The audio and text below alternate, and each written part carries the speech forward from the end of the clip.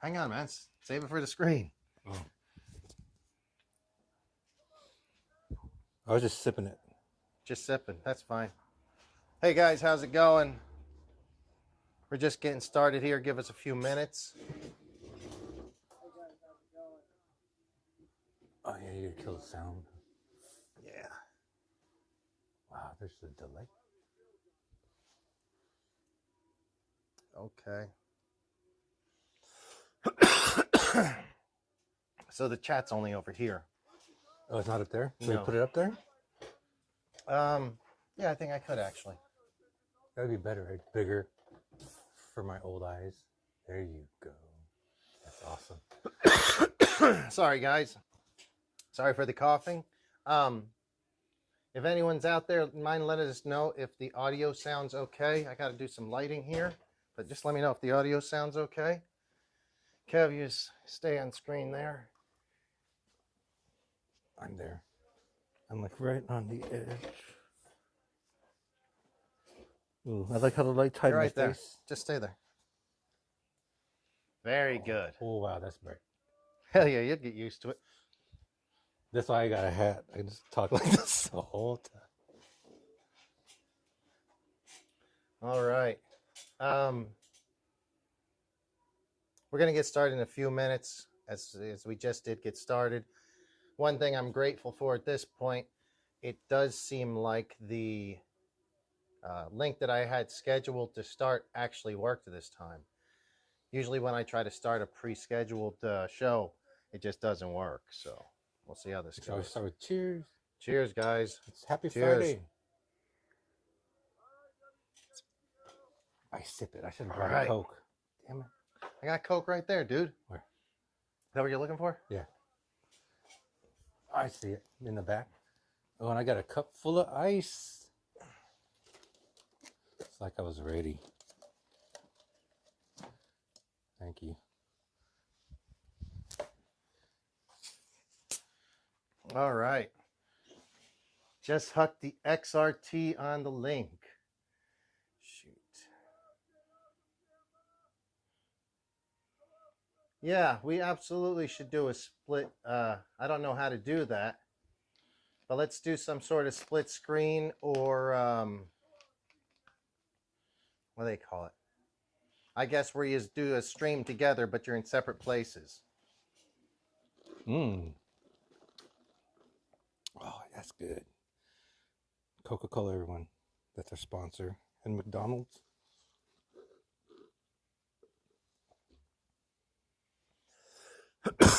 Man, got a cough. All right. So if you guys were here last night, you saw that we had a different show. We had a couple of guests sitting in, and we didn't really have a scripted show whatsoever. What we did do was we hung out with the... you're moving around a lot there, dude. I can't help it. What do I do with my hands? Oh, my God. We did drive a lot on the mini crawler course. We had the mini crawler course out. That was fun. We had SCX 24s. The Traxxas TRX 4M. Mm-hmm. What else was it? What's that 4-wheel steering one called that he has? ACX or something? That sounds right. Is it like a built-up SCX? The 4-wheel steering one. Yeah. I tried that once. It wasn't... I needed a better RC setup for it because it was weird switching it back and forth. And yeah, it went bad before I got to use it. But anyway, it was pretty fun last night. David Chelios, he's usually in with us on the regular shows, but where are you, Chelios? Yeah, he had some other stuff to do. So Kevin's back. Hey, Mike says, hey. Where's Edsel? Is he here? There he is. I see you. Why aren't you here? I did find those tires. I'll leave them with you, maybe. A tire. This chat's too huge. I don't like this. That's what she said. The chat's fine down here. This should just play up here. Did you change your... Oh, time to change the... No, that'll be next. You can't. I don't really need The small one was fine. it. All right. Or she Oh agreed. my. Hey Mike, how's it going? Edsel, how are you? Thanks for tuning in. We're gonna get started here in a sec. Yeah, I prefer the chat over here. Is that Nicole Kidman up there? Probably. Stay on topic. I can't when Nicole's on the wall. Mike, what are you doing tonight?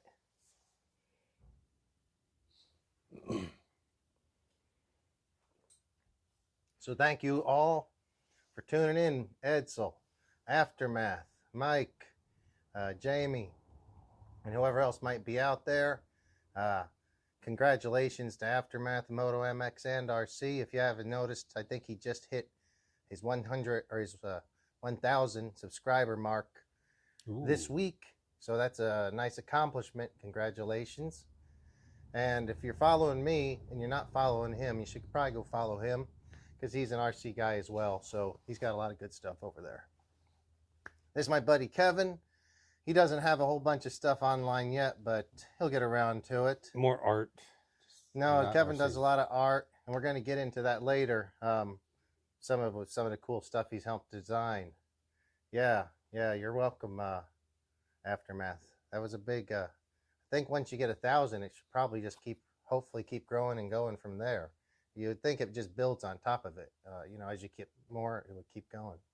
As much as if you keep up on it, it grows faster. Yeah. Mike Thompson is watching us and Battle Bots. That's cool. So the Mad Catter is the guy he's came in the shop a few times. Not him, but it's the guy who drives it. I can't think of his name right now. And one of his students drives it, and they got beat so bad a few weeks ago, Mike. That was whenever I was watching it. You were telling me to watch. There's one with a jet blaster coming out the front. Did you see that? Trying to fry. I don't recall. I just saw it on the YouTube. It might have been even old. So anyway, we're going to start this show off. We're going to do the check. We got to switch the calendar. It's a new month. I forgot to do it yesterday. We're into March now.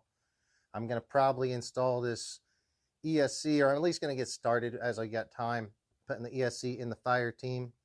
I yanked the other one out. We're going to ship it back, but I bought another one in the meantime. We might do a show and tell on this RC18.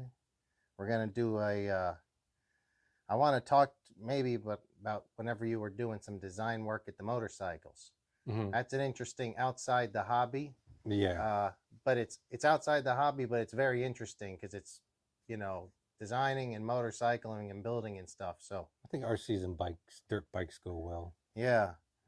Kevin had some cool jobs as an artist and a designer. So we're going to talk about that later. We might do something about tools. We might do some scratchers if we get drunk in the second hour of the show, doing some rants and raves. I do have some scratchers, all that stuff. So, yeah, we'll get into it. But yeah, you were here yesterday. You've got, I guess, a Creighton. Well, go through your list of what your favorite cars are that you have right now to give people a little idea of what you like to drive. I think for the bashers, it's definitely the Creighton 6S. Soon to be 8S. No, it is kind of 8S now. You just got to dial it in. And then for short course, it's probably the Sentin. We have like a love-and-hate relationship. And I haven't ran it in a long time, so I think I'm back in love with it. I like the crawler, the 10 scale crawler. My favorite is the TRX4 Sport I have. I just got a Gatekeeper, but I haven't got to run it much yet. But the TRX thing, man, that thing is so tough. I can do backflips and I'm landing like chassis first on curbs. I'm just waiting for something to break, but it never breaks. So it's one of my favorites. Yeah, if you go and check out his Instagram and tell him what your Instagram is. I know on his old, I'm sure they're still up there. You had some videos of when you had the TRX4. I'm running it on 3S and jumping it and trying to flip it and stuff. Yeah, I wasn't even trying to flip it, So I was just trying to jump it off the curb, and then it flipped, and then I came on. No way, you flipped.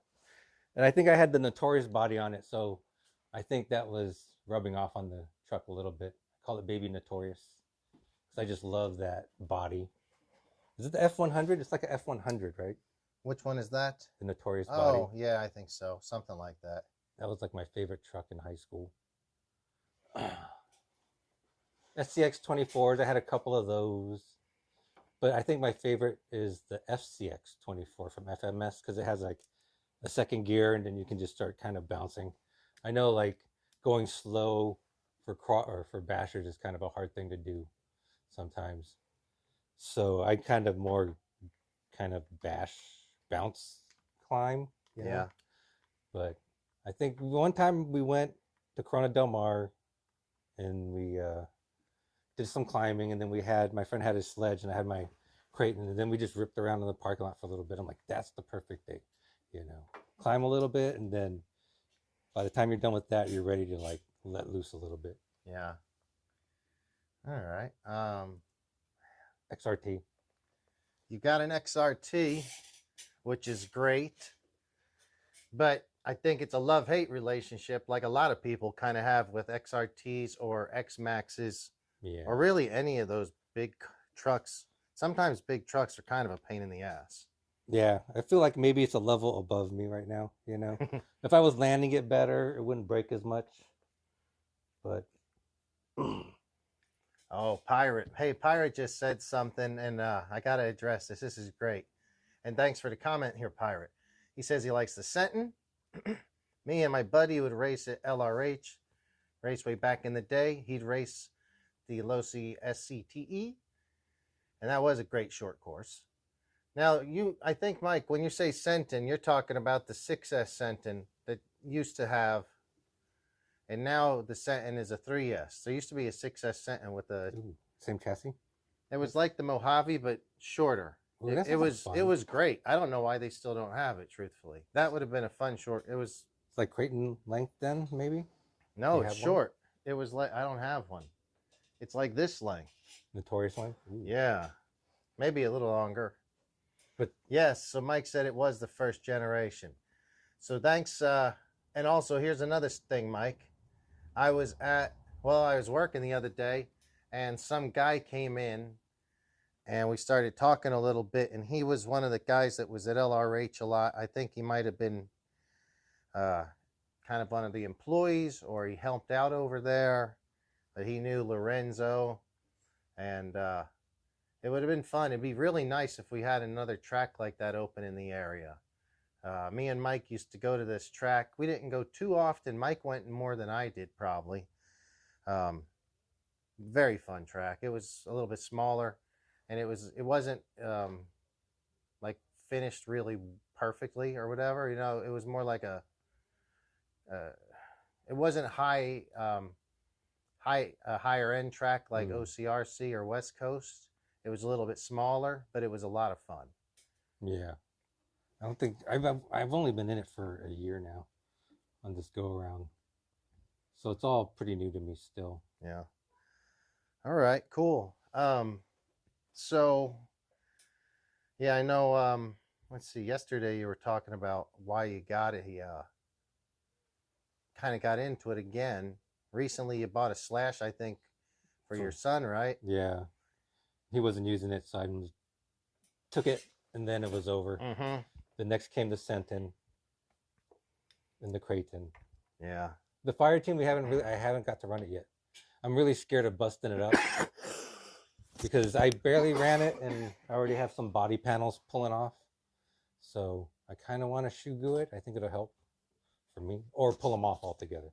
I seen it pulled off. It looks kind of cool. I don't think that's going to be a problem for me. I'm not worried about breaking it. Yeah. I mean... Well, you can jump. You jump nice. You know how to land better. It's all muscle memory. It's not muscle memory for me yet. Yeah. I don't plan to thrash this like I do my Creighton or my Notorious. These are a little bigger. Yeah. You know, they're going to be heavier. They're not going to jump maybe as well. Though I enjoyed jumping it the one time I got to. But you're right. The body, it's not, these other bodies, cheap Lexan bodies, are easy to just spray paint another one and move on. that's a pain in the ass to repair or replace. So You know what's bad about that body? What's It's sharp. Which I've body? cut myself on Oh, that body. here. It's Why don't you really talk? sharp. Explain to the. You've got one of these. Talk to people. Like, look how sharp this point is Yeah, right here. show the camera. Address the You know? camera. That part got me cleaning it. This part got me cleaning it. This part got me cleaning it. I think mine is pulling off here. It's pulled off here. I really definitely think I should put washers in there. I can't. I and mean, shoe glue it. I hope you're just you're rough on it and mine doesn't come apart that way.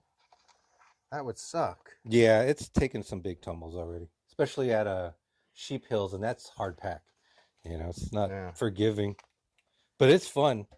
I can't wait till it dries out again. All right. You know what? I just remembered. I can't believe this. I forgot to tell Chelios to tune in. Want to text him? I'm using my phone to broadcast this. I can't. I could text. I don't have his number though. Yeah. All right. Anyway, what were we gonna do? I'm just kind of doing this in the background and see if we get through with it. So yeah, we'll just start over again, as we've already started. But thanks guys if you're just tuning in. It's about 8:20 here in the RC garage. I'm JB. Kevin is with us tonight. Thanks for showing up when Chelios had to do something else. And then we appreciate you guys tuning in. Every time you guys like and subscribe, it certainly helps. What are we doing? Oh, let's change the calendar. Smash the bell. Change the calendar. Smash that bell. So we're going from February 23.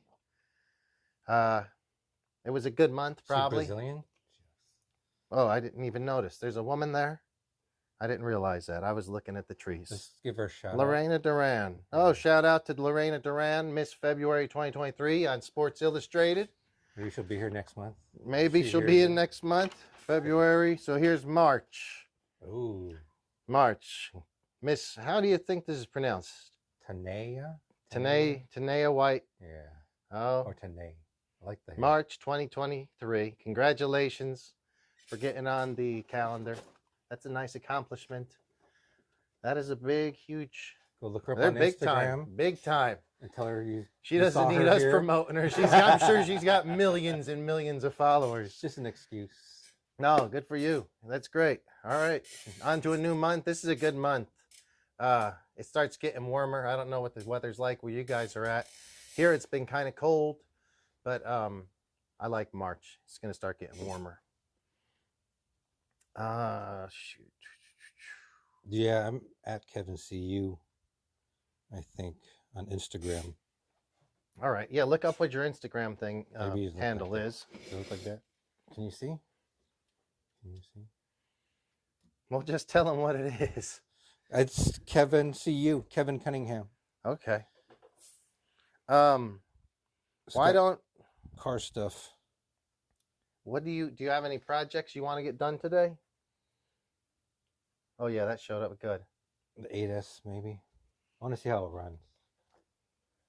Well, we're not going to be able to test run it tonight. No, maybe just put it up. I just kind of tested it without tires on it. That doesn't. It's not and it just didn't seem like it was full speed. It's not even worth trying though, dude. I just don't think that would tell us anything. And then what else? I could do the shock caps. I really don't want to do the shocks here. It's just a mess. No, the shocks are a bit of a mess for tonight. And that's 4 of them. I think that would take me 4 hours. Everything seemed to take me about 4 hours to do.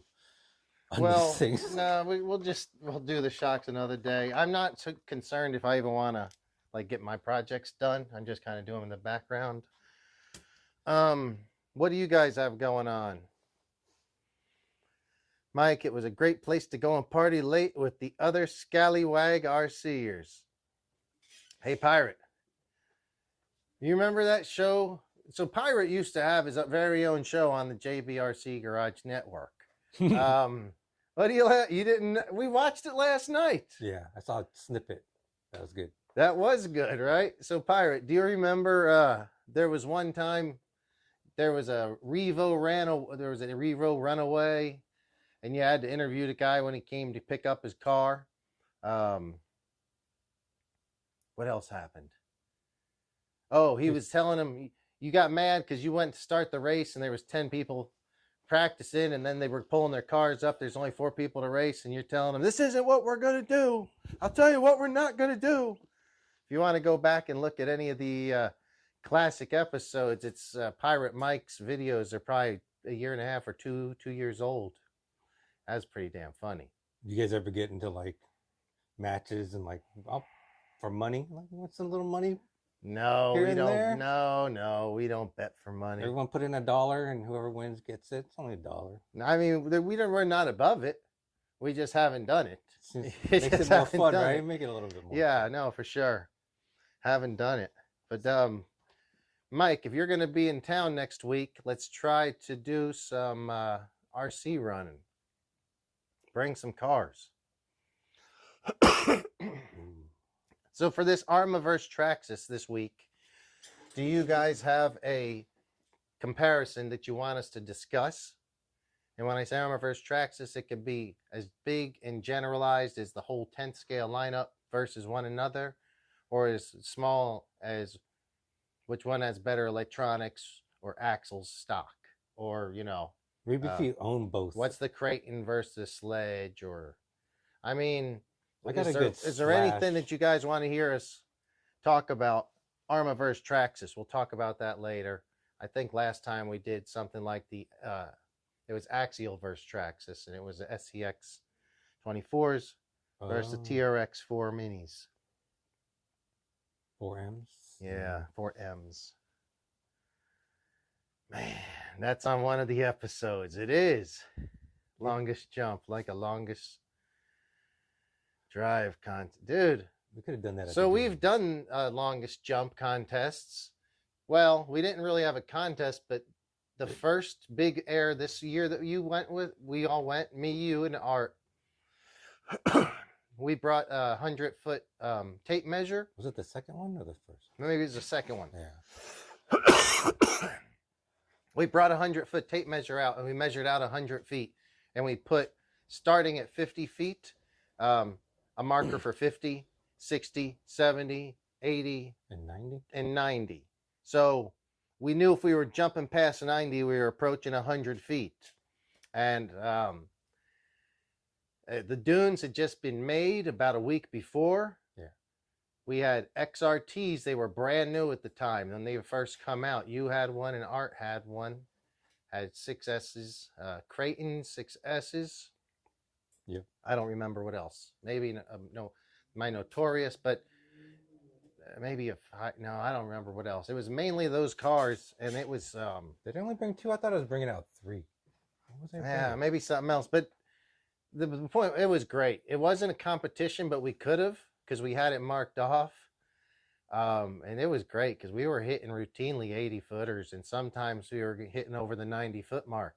I remember the 80, 90 cups were getting smashed. Yes. So we had some cups turned upside down, some big plastic cups turned upside down for markers every 10 feet. You would think it's a huge beach and we're not going to land. And how many, we've smashed many of those cups. We're getting close to the strand. But that was great. Yeah. My goal is to get over that strand someday. Hey, Aftermath, do you want to go and do that with us? You're right about where that's at. It's only, I don't even know. Art, I talked to my buddy Art yesterday. He said that he saw it last in a day or so, and the wind and the storms have beaten it down. So we're not getting the big lifts that we were. When they first build that shit up earlier in the summer or in the fall, I'm sorry, there's good dunes and you can really jump it. But it's not quite happening right now. But if you want to go out there, let's get together and do that. It's kind of fun searching for new jumps. That's true. And there's always other places. He doesn't mind searching. I'm kind of more like, I want to hit the one biggest jump over and over. You're spoiled. For me, I'm still learning. I'm like, let's try that one. I just want to hit big ass jump over and over and be done. I think that was Art. Art took me off to the side. He's like, if you hit this one at full speed, bro, I'll guarantee you'll land on the other side. Yeah. Now, I do think, like with this car having the fire team, which is not a pure jumper and it's not a stunt truck at all, it might be fun to search out some of those like off-road smaller jumps or whatever on the beach. Well, that thing jumped really good at Sheep Hills. you know.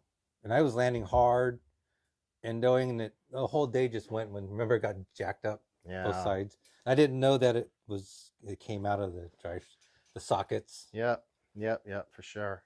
That's one fix I want to do is shorten these spaces up, you know. Yeah. Yeah. I'd always pull whatever's there out and actually shave them down. Yeah, that would be. I was So we thinking got hit some it with the chat Dremel. action going on. Mike says that well, before we move to Mike, so however you want to let's get in touch on this aftermath and we'll see when we're going. I don't know. Art was talking about going today at 3:30, but I told him I couldn't go. I'm down for Maybe able to go Sunday, or I usually have something to do Saturday mornings, but I think it's gonna be cold tomorrow, so I may not want to. I do volleyball on Saturday mornings now, but I don't want to. It's cold. You want it when it's like freezing. But yeah, well, let's definitely all get together. If we can do at least one try this year before they kind of flatten it. We might only have another week or two left. We might get more storms. I think they might have to build that thing up. Another big storm. They're done. I don't think they'll do it. Because I was at Seal Beach and the tractor was still out there putting new stuff up. I was about to tell him, push it a little bit over here. So Mike actually went RCing today. He went to this private track. He ran his DB Pro Modified today for the first time. Mike has so many cars, I don't even know what he has. I wish we could have a call-in segment on this show. If anybody out there knows how to work, the system so we could have a call-in segment. If we could have Mike call in and actually be on the air right now with us. Yeah. Maybe they could do it through their phone and a speakerphone or something. Both put them on speaker. Maybe. You want to put your phone out there and he calls? No. We got to test that. Yeah, we got to figure it out. But this way we could ask him, because I want to hear the story. Mike, how long have you had this DB Pro? He thinks one of the best RC cars, straight out. You've never had a Losi, have you? No. What's the element? That's associated or something. Associated, yeah. I don't like the name of that thing. DB, is it douchebag? Douchebag Pro? I don't know. Hey guys, thank you all for tuning in. I do appreciate it. Appreciate Kevin being able to show up on short notice. I know we had discussed it a little bit yesterday, maybe coming in, but we thought Chelios would carry the load like he usually does. But hopefully he's back next week. I was going to do a jacket contest with him. Oh, yeah. But I didn't bring it. I'm like, well, you got to save it for that day. I'm going to wait. Jacket Fridays. So many cars, so little time. Yeah. So little time to fix them, right? Let alone run them. Yeah. I'm pretty lucky that my cars aren't broken too often, or when they are, it's usually Armas are easy to deal with. There's not a whole lot of parts that's to deal with. It's kind of why I want to get rid of the XRT, because I'm just looking at it going, man, there's a lot of pieces to get in there. I'm so spoiled by Arma. Yeah. But how many bolts? Like 6 bolts and the whole front end comes off? Yeah, it's pretty simple. Very easy to work on. And I think Pirate would even... Mike, you've been... Mike's worked on a ton of cars throughout his... he's been RCing for years. Mike, what do you... Now that you've worked on a couple of Armas, I think your nephews, and maybe you've worked on some successes, I don't know. Would you agree they're pretty easy to work on compared to some of those other brands?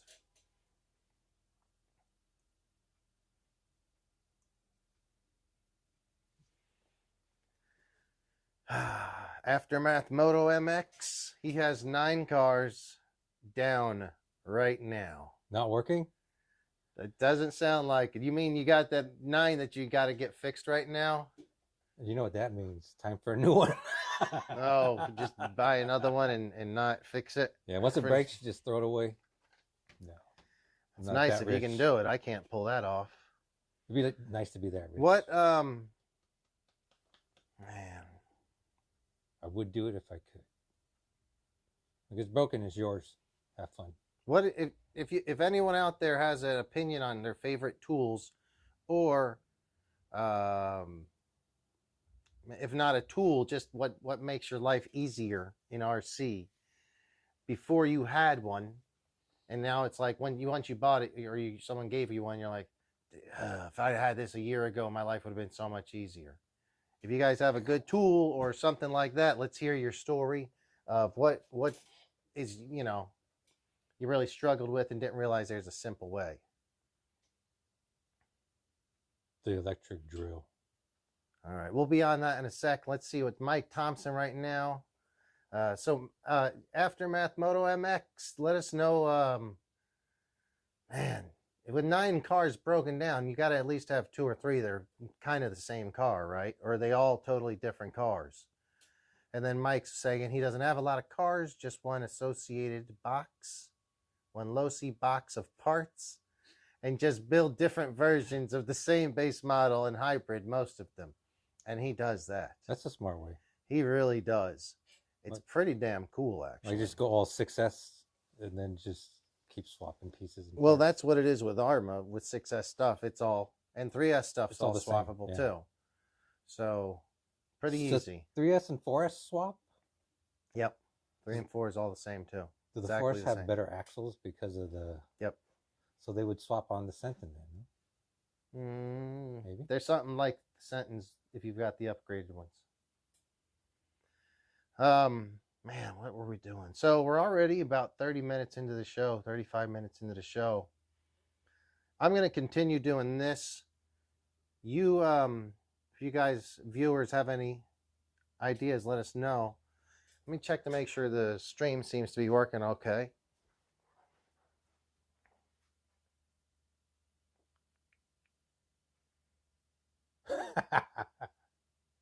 I'm looking at your engine. Oh, man. Fail, fail, fail, fail. How'd the surpass? Fail? So, hey, thanks a lot, Steven.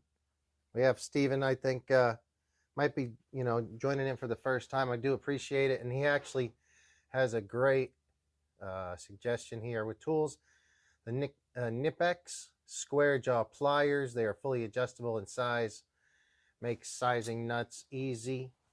So actually, as soon as I saw that, I went to my toolbox. I have a small Nipex, which this one used to work really, really well. I've had it for probably close to 20, 25 years. Looks like a good one. It's a German tool, but I think I loaned it out a few too many times to somebody, and then it may have loose. Yeah, this was a absolutely great tool. I would get another one in a second. Nipex tools are great, at least, in my experience with them. I only have this one, but I've used several others. We do have a couple up there where I work. My boss is a big fan of Nipex. So thank you for that, Stephen. I really do appreciate it. And, that's, what makes the show fun is whenever you guys join in and kind of give us your ideas. The Nipex Cobra looks real cool. No, it's some good stuff. Yeah. I don't know about that one. The one I use is fairly small. I used to use it for used to work on motorcycles and ATVs and things like that. And so if it was like a weird something like that. If it was a weird nut and bolt situation on an older vehicle that maybe was starting to round or something, it really would grab on nicely. Is he talking about the Cobra pliers? Maybe? Aftermath has got 38 cars, I think. Is that what you... Oh, boy. Might have a little bit of a problem. How many are running, though? Oh, there's nine down. That's not that bad. Not bad. That's great, dude. That is awesome. 38 cars. All right. Arma... Mike says that Arma is a great basher design for sure. Easy to work on, and modify. He has too much stuff with Associated and Losi to start another brand, and I kind of understand. It is tough. It's like Apple Android thing. Apple Android, but it's easy because if you switch Apple or Android, you switch the phone, watch, tablet, you're done. Mm-hmm. With this, if I was to switch from Arma to Corelli, what the hell would I do with all my spare old Arma parts and stuff? I have enough old Arma parts to rebuild 2 or 3 You're cars just gonna probably. start building a new collection. But yeah, you don't want to switch it up sometimes. It's too much. Yeah. No repeats except he has 2 HPI Flux 2s. Oh, man. So out of all the cars out there, is the HPI Flux 2 so damn good that you had to get 2 of them? Because I can think of, I mean, it's a fine car, but I'm sure you've got, or did you just end up with 2 of them somehow? I'm guessing it's not your favorite car, but maybe it is. Maybe it is your favorite car. That's cool. Do you feel like you have 2 when you have a Creighton and a fire team? It almost feels like you have 2 of the same cars. No, to me it doesn't. The Creighton, the fire team, the Nomad, I'm sorry, not Nomad, the Notorious. Pirate has a Nomad. They all feel totally different to me. They do. They totally do. And the Mojave feels totally different, and not in a good way. I think if you had a Sledge and a Creighton, you're being redundant. Yeah, Sledge and a Creighton. Yeah, so that'd be a good comparison. Yeah. They're very... I drove both at the same time. So, that's what we'll talk about. And hopefully, Aftermath, maybe you, or maybe Steven, maybe Pirate, maybe you guys have some experience with the Sledge that I don't have. I've only test driven a couple around in a parking lot, and I may have drove a couple laps beat around it like at an old dirt track at El Nido. I've never worked, or I've never owned one enough to thrash one. I've just driven it very easy. If you got one, how's it compare against the Creighton 6S in your opinion? We'll talk about that here in a little bit. So we'd love to hear your thoughts. I have a lot more experience with the Armas than driving that car, and I think most people do. Oh, we got Reggie Jones is joining in.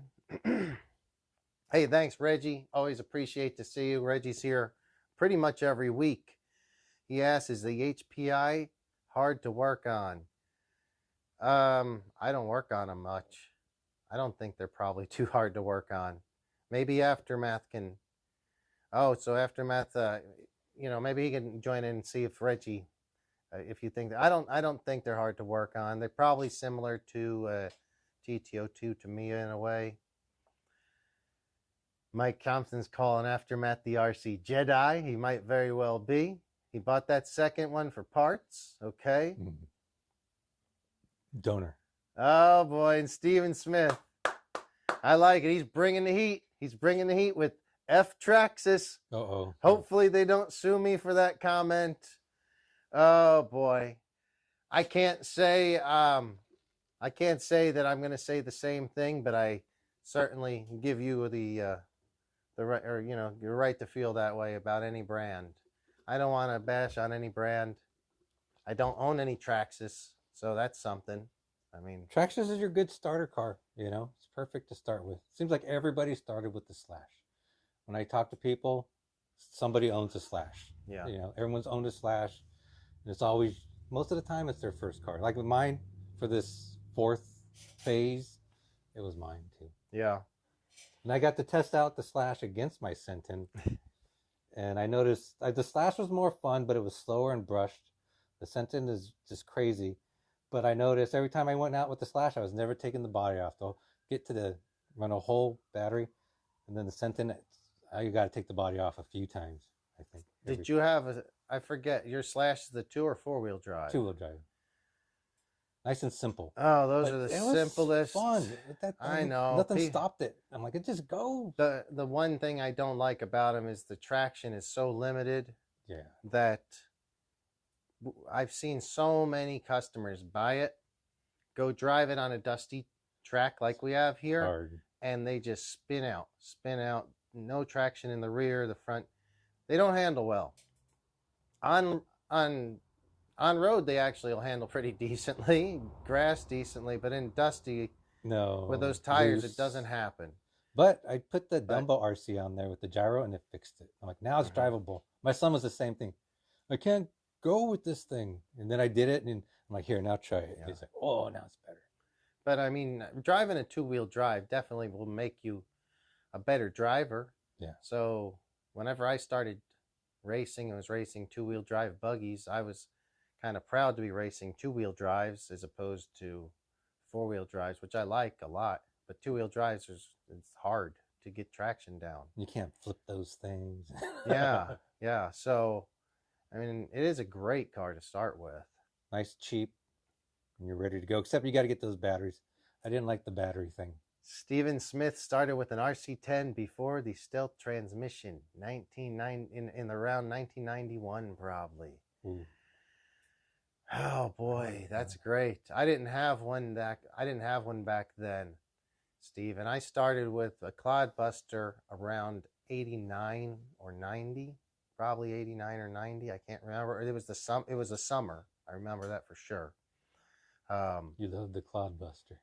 I like the big trucks. I was into big trucks, and I wasn't anywhere near a racing situation. I didn't have any tracks near me, and if I did, I liked the RC10, but it was always more. It was definitely a race vehicle, so I didn't know them back then, and I didn't have one until many, many years later. Maybe they know there was an RC shop. The first RC shop I went to was in Torrance. It was on PCH, close to where what's the big one there? Pacific Hobbies. There was a different one there. It was on the other side of the street and a little bit closer to Western. That's like the very first RC place I bought my car. They had an outdoor track too. I went there and raced it in their big parking lot. But nobody can recall it because you had to have been there in the 80s. That might have been 84 for me. I don't know. That was before my time. Yeah, Mike, let's talk about next Friday's show. I've been having a bunch of internet connectivity issues, and it cuts the show out a lot right around the 2-hour mark. Hopefully it doesn't happen. If the show does drop out, I'm just going to have to start saying this every 10 minutes. If the show drops out, guys, come back to my channel if it drops out unexpectedly. And I'll start a new stream within a couple of minutes. If it drops out unexpectedly, I'm sorry about that. I am trying to work on that. So hopefully by next week, I'll have a whole new system running, and it'll be a whole lot nicer situation. Again, thumbs up. We really appreciate it. It makes it go out to more people. And let me get back to some of these because we got a great chat going on over here. Whatever. What do we got here? Mike Thompson. I don't own one. I don't know what you're saying, Mike. Mike's talking to Steven. Steven started with that RC10 before the stealth transmission. Awesome. The stealth transmission, I hear, was a big game changer when that came in. My boss was telling me about that. He used to race them back then because he was looking. I have an old, not an old, but a new old RC10 over here, which this one would have, I believe, what they'd consider the stealth transmission. Dang, it almost looks like it's printed. Yeah, I know. They did this in white for this. Maybe I can dye it whatever color I want.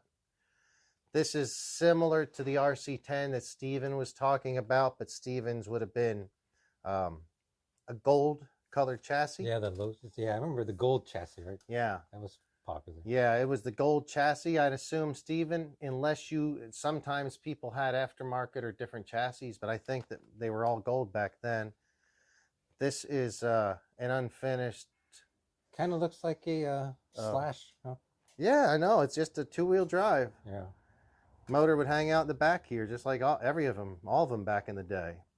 This is an RC10 World's Car Kinwald edition that I think they released around 2013 or 14.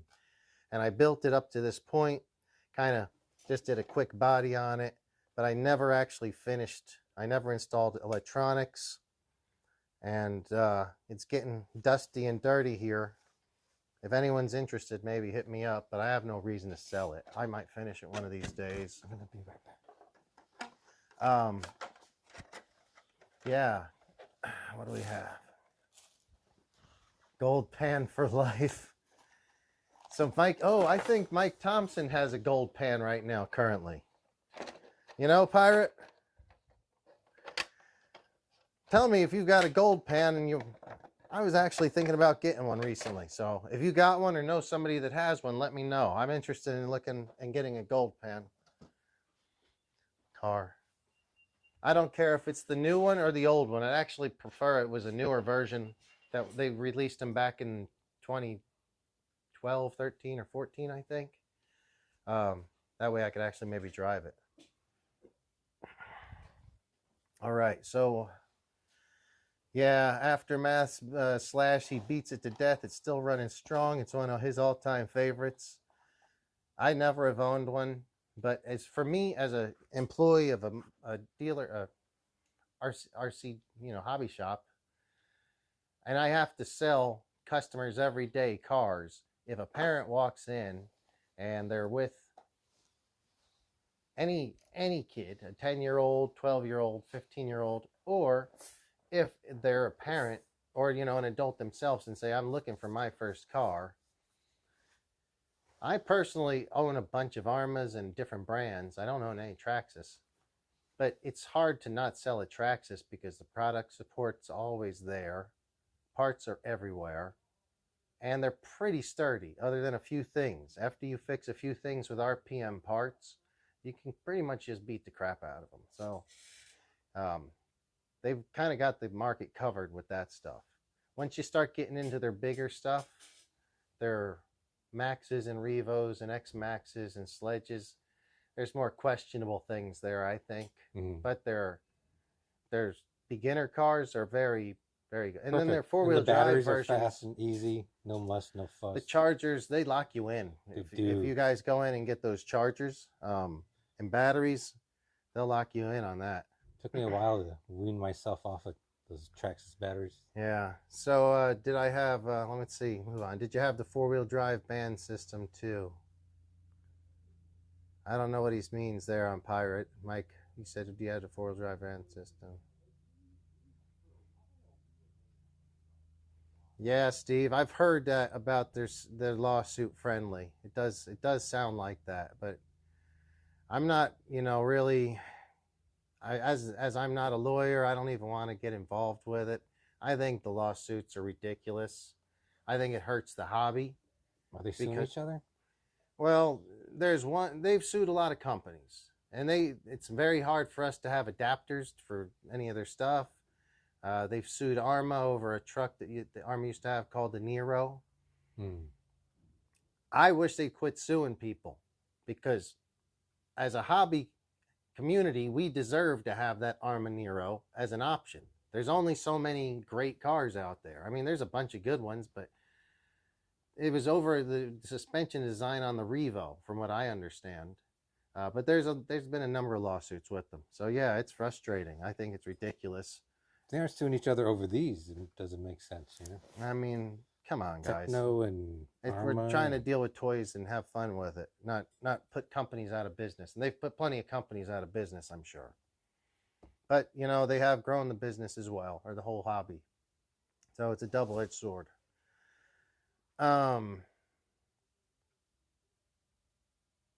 Yeah, so Mike says, yeah, the one I got has the stealth transmission style. Yeah, it's pretty sure it did. It sounds like Mike and I have very similar entries to RC, the Tamiya Hornet. I've had a bunch of Tamiya cars, but I've never had one of their two-wheel drive buggies or any of their buggies. Have you? I had the Frog. Okay, yeah, no, that counts. Absolutely. That's my first one. I have right here something pretty cool. It's not Tamiya, but I'm pretty sure this was made by Tamiya. If any of you guys out there know, let me know. This is a Futaba FX10. This is probably around 30 years old at this point. And does it run? Yeah, it actually runs. It runs. It has a, what is this? I didn't expect to bring this out tonight. I didn't research it, so I'm not really prepared to tell you guys much about it right now. But it does run. But I just brought it out because it's kind of it's a two-wheel drive, and I think it was built by Tamiya for Futaba. So if you owned one of these and needed to get spare parts, you would get them through Tamiya. If anyone knows, let me know. But I'm going to put this car on a show and tell one day. But I'm just not prepared to do it right now today. And Let's it's see. a cool little car. Tough because it's old and the body's held up. You can tell it's been run a lot. Well, I have a good story of how I acquired this. And in a couple, maybe in a week or two, we'll do the show and tell on that car. Man, it's been a really good show. I do appreciate you guys tuning in. All the thumbs up, subscribe. It really does help. So thank you so much. This is Kevin. If you're just tuning in, Kevin's filling in for Chelios tonight. Hopefully Chelios is out there. If so, Chelios, say hi. I'm going to try to catch up on these chats. I've been getting a little bit behind. And let's see. We've been going about 30. I can't see him, so you have. Yeah, we've been going almost an hour at this point. That monster beetle kind of looks like it has a frog chassis. Maybe. It does. It looks very familiar to me. Yeah. So, Steven has the RC10T first revision, or first edition revision. That's great. The RC10T was obviously the truck version of it. I would love one of those. There was a two-wheel drive truck. That would be great. I've never had one actually, which is funny because I used to love racing the two-wheel drive buggies so much, and I was always like, why don't I just have a two-wheel drive stadium truck as well? The lunchbox came out after the real Bigfoot. There's no such thing as a monster truck. Yeah, these Bigfoot, came out, I think, in '86. The lunch boxes were '86, I think. 86 or 87.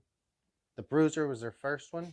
To me, a Bruiser, maybe in 1986. Their first monster truck. I'm thinking of the Jeep, maybe? The guy in it, the cartoony guy?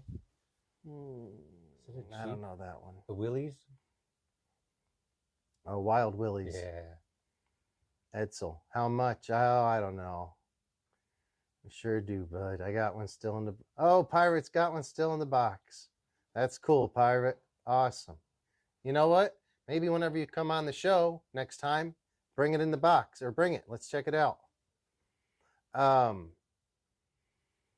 RC10 band system. I remember an RC10 band system, but it still was two-wheel drive rear.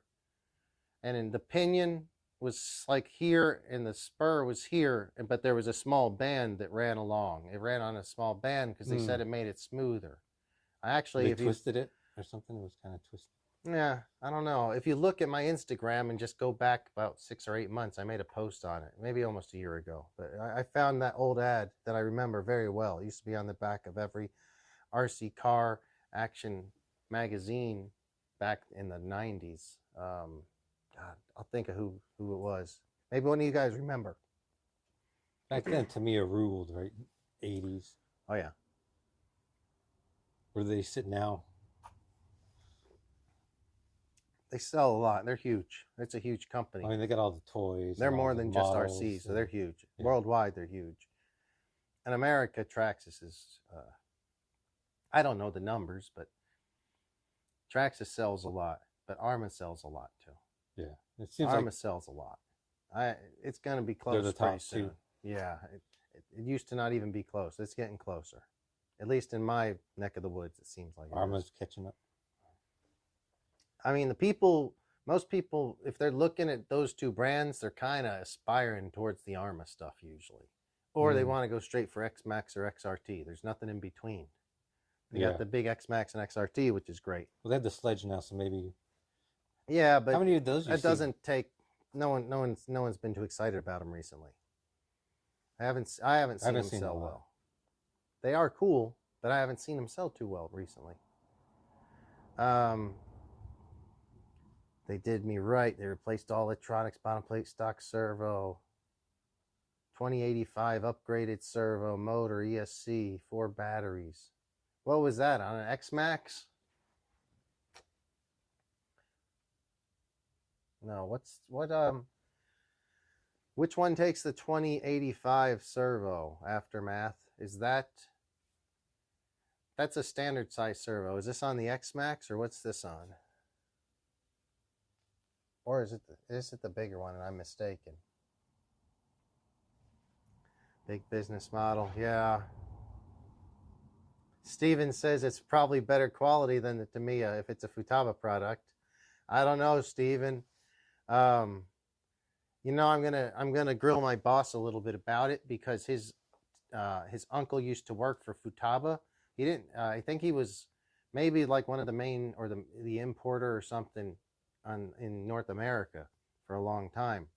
So my boss had it in with them, and he knows more about it than I do. So I'm going to look into that, and I'll whenever we do the next in a couple shows from now, when we do that, hopefully we'll know more about it.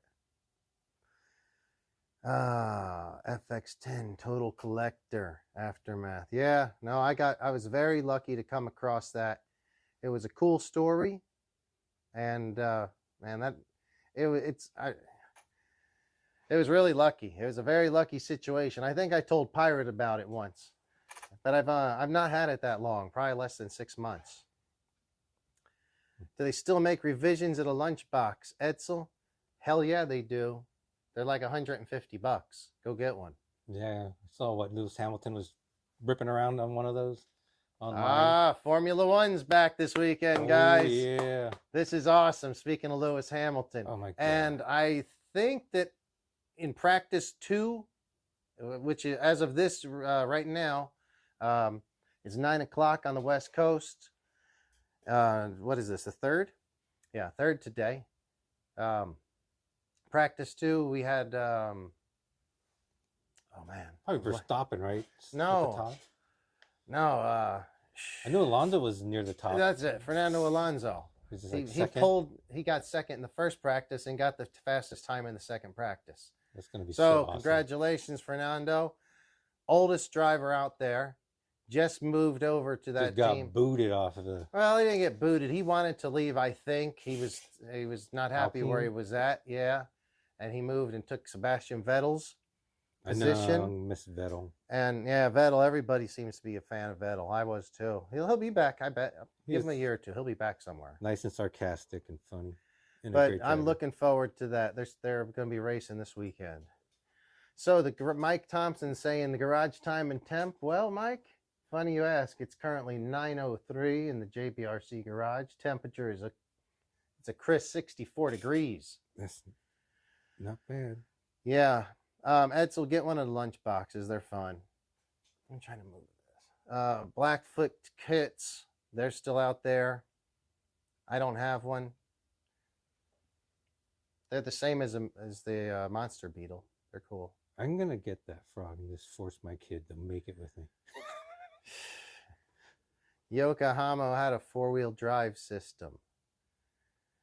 I think I remember something about that, but I couldn't, not enough to speak about. I do remember, wasn't it even recently, if I'm not mistaken, and it was in the last 10 years, until Associated came out with, was it like the B44 maybe? Prior to that, wasn't Cavallari even on the team? It was that recent where he had to race Yokomo in 4-wheel drive.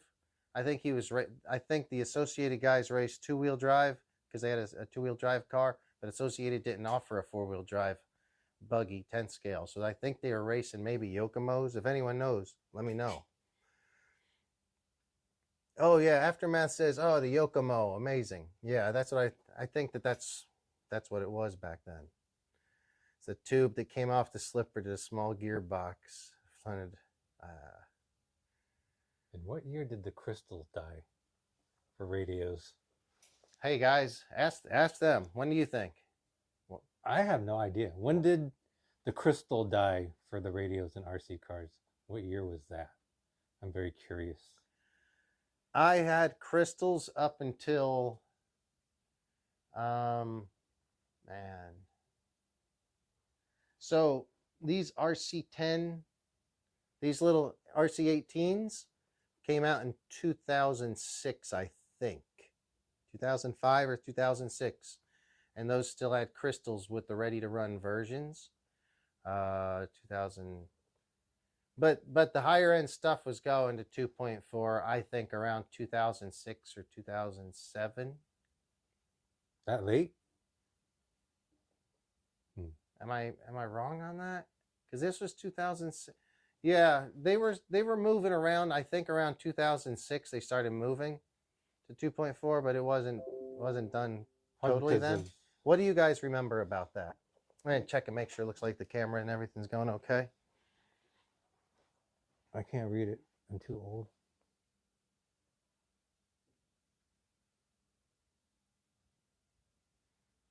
The 90s. That's when I was doing the Tamiya IMSA cars, the 300ZX wide body. And the DTM cars are big back then. That was like my second go around in college. Cool. Let me see if we can catch up on a few of these, and we're gonna maybe try to talk about your motorcycle design. Yoko dominated when that SXS buggy, I don't know if I'm saying that right, came out. 4x4. And remember the ranch pits? Yeah, I don't remember it, Mike, because I didn't live here then. But I definitely remember the story behind it.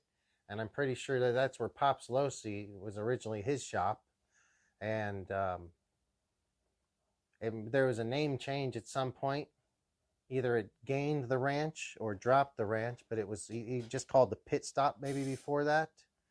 I wish I had lived here then. That was, unfortunately, I was not here. Heard it was a fun place. No, Aftermath knew it and lived it too, or been there too. He loved it. This is what's so fun about this show. All of a sudden, Pirate and Aftermath are on here talking about a track that you or I have never even been to. It's broadening the whole horizons of the whole RC situation around here. How far does it stretch back? I wonder. Yeah, that's great, man. That is very good. Pirate, that's cool. Yokomo had the 4-wheel drive in the early 90s. Yeah, it seems about right. Why don't you tell a little bit about, or just whatever you want to say. You don't have to say whatever, but I find it interesting with your giving me a little background on your jobs, kind of it's just a general overview of art and or design. Mm-hmm. And then maybe throw it towards the motorcycle or something that was interesting like that when you were with Honda maybe, or wherever you might want to talk about. Yeah. Well, I went to school for industrial design, designing cars, to design cars. But I think it was probably doing RC cars that kind of influenced that a lot. Because then I was building my Frog, so I had a good general understanding of how suspension worked. A-arms and stuff like that, shocks. It had kind of the weird rear suspension I remember on the Frog that wore out. So I always loved cars because of my dad. And I never thought it was within my realm because I grew up here in Southern California, Torrance area. So it used to be dominated by aerospace was like the big thing here. So my mom worked at Northrop and Rockwell. I used to have like an exploded view of the B-1 bomber on my wall. I still have the B-1 bomber patches that they gave away to the people who worked on it. But that's when I learned how to ride motorcycles with her boss and stuff. So then I had this liking of motorcycles, BMX bikes, and cars. And I always thought I'd have to be a little bit better at math and school and engineering because I saw car design as engineering, Yeah. not as artistic.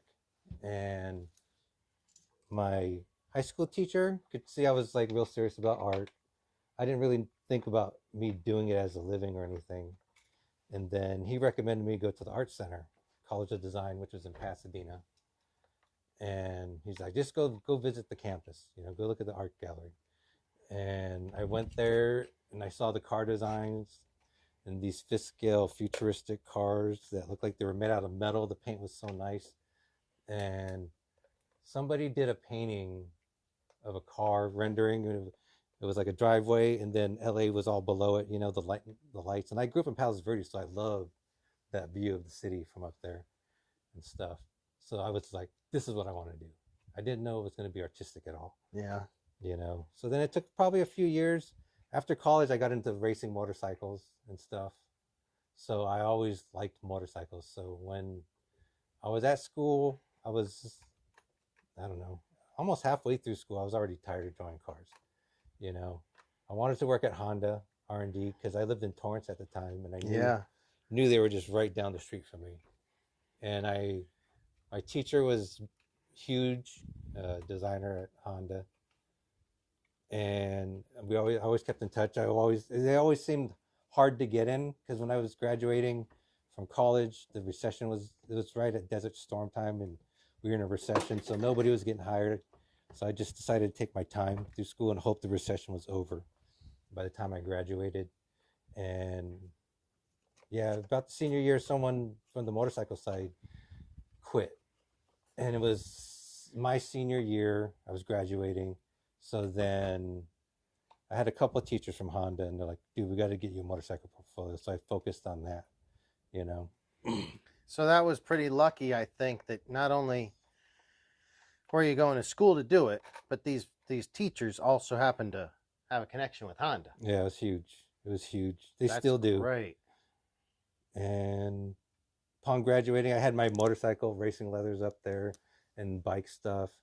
And the teacher made sure that the motorcycle design manager came to, at the end of Art Center. It was cool. You didn't have to look for a job. Everyone came to you.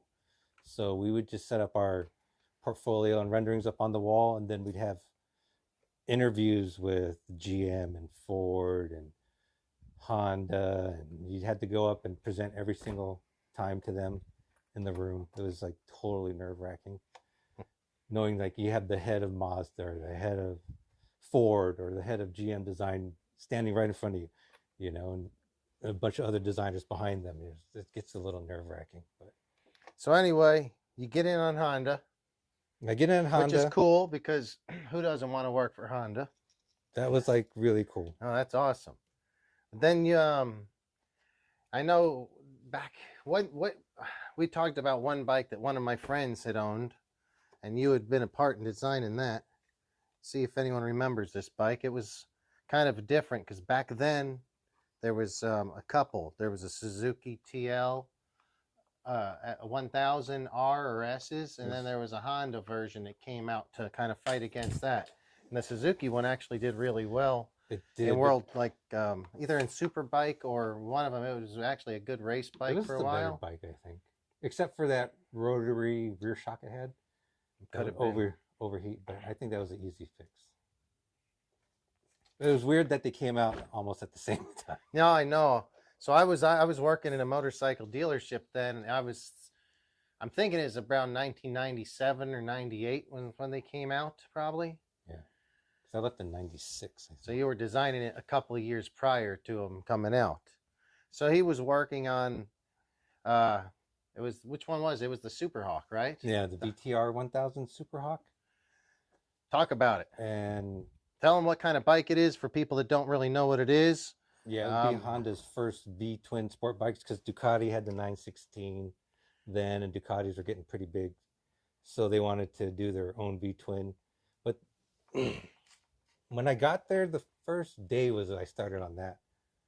And they were going to choose. I didn't know anything about it. That was the first thing I worked on. Was the project, had it already been started? They were working on it for 10 years. Oh, wow. Before I got there. Wow, that shows the foresight that these companies put into things, because I kind of knew that there was going to be like V-twin sport bikes for a couple years because I was working in the industry then. A couple years, maybe 2 years, because Suzuki was doing it. Like you said, Ducati was being pretty damn successful. They had the 916. That was amazing. But to them to work on something like that for 10 years, pretty impressive. I didn't realize it was that long. So when you come into the show, where was the, and guys, let me just cut in real quick. This is a great story. If we do have technical difficulties and the stream shuts out, because we've been going for about an hour and 15, just come back to the channel. I'll restart the stream, within a couple of minutes. We've had technical difficulties, so we didn't jinx it. Kevin's telling us this cool story. You would start it over there. Yeah. And they've been on which bike was it, and how long was 10 years in? What did the bike look like, or what were the ideas you were seeing? 10 years in, and everyone competes when they have a bike like that. So you have Honda Europe and Singapore, all the design studios compete for the design, and the design managers came back from Japan, and he puts up the drawings on the wall, and it was more of like a sport cruiser. They started leaning towards the European design instead of ours, which was a more sport oriented design. Mm-hmm. Now, when they're designing, changing it from a sport touring to a sport, more a sport bike to a sport touring bike or a sport cruiser, what are they? Is the design going so far as to change the frame and the motor, or is it just uh, the outer body work and seating position and pegs that we deal with? Yeah. What is the design part that We would get a side view of the bike with some wheels, the motor, like where it had to be placed. This came from engineering.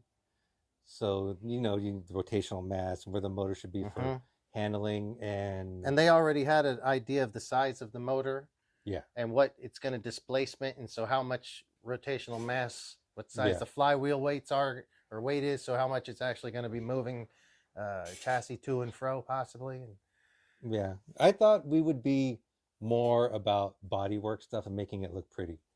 But I got to design the frame and everything, because all they had is the engine, and we were trying to show as much as the V-twin as possible. So that's why we have cut holes, and we were looking at Ducati, and their truss frame. So let's do the Ducati frame that Honda would do. So that's kind of where I went. Well, I always saw the sport touring bikes coming, and that's where Honda was leaning towards. Then I started to look through. I'm like, okay, I need to see what we've done. So I looked through all our photos, and I saw ours was much sportier. They actually did a prototype, and it looked like a GSXR 750 because it had the two headlights, but it still had that kind of open frame. And the designer that left was really big, and he was the one that Honda was leaning towards the design. But then it switched to Europe. I went and looked at the history of our bikes and stuff like that they were doing, and I said, oh, I like the sport. I want to try and bring it back, drag it back to the sports side if I can. So all my stuff was trying to take what they liked about the European bodywork and try to fit it onto ours and bring it back to our design. And I don't know, did like 6 sketches. He goes back to Japan with the sketches to present it. He comes back maybe a week later, and he starts putting up our drawings on the wall again. And on the drawings are numbers and some little stickers. And he puts mine up and has number 1 by it. And Japanese guy like elbows me, Kevin, they chose yours. I'm like, to do what? And he's like, they're gonna make yours. I'm like, holy! And I've only been there for like a month and a half, And I talked to other designers that were there for like 10 years. The Japanese designers were like, I never got one made yet, So I'm like, I just got there right at the perfect time. They were choosing it, the final design. Well, dude, that's primo. I'm going to do a shot to that. I think Mike suggested anyone want to join him for a shot on getting to design which wasn't the most successful bike in the world, but it was somewhat influential because it was a signal to change around motorcycling at that point. So that was pretty damn cool. It changed, bringing the V-twins in. They could go higher displacements, right? Nicky Hayden ended up winning on an RC51. I think, what is it, like 2006 or 7? A few years later. So that was just a continuation of a V-twin style powered. That was the affordable RC45, right? Yeah, for sure. RC45 was what, like unobtainable, 50 grand or something like that. Cheers. Shots, guys. Thank you. Cheers. I'm sipping it. So then, I only stayed at Honda for a year and a half. I got bored because I'm like, I'm here to design motorcycles. They choose my design the first month and a half. I go through all that thing about getting it made, which I didn't really do much after they chose it because it was going to be developed in Japan. Okay. So I never really saw it again until I saw it on the magazine cover, So I left Honda by then. But in the meantime, between that year and a half, we also had they wanted to do a V-twin sport bike, or a V-twin Shadow. They wanted to redesign the Shadow Arrow. No, it was a Shadow at that time. And they loved Harley, so they were trying to copy Harley. Oh, I remember. And stuff. They did a pretty decent job of copying them, actually. They did, but it was a way better bike. You know, the chassis was better, shaft drive. I rode the Harleys too, and man, the Fat Boy, that was scary to ride on the freeway. Harleys are scary because you're like this. Yeah. And you're just a parachute the whole time. Yeah, you know? I've ridden some strange. I've been lucky enough. I love motorcycles, and I've got to ride almost any kind of motorcycle I've wanted to. I've ridden hundreds and hundreds.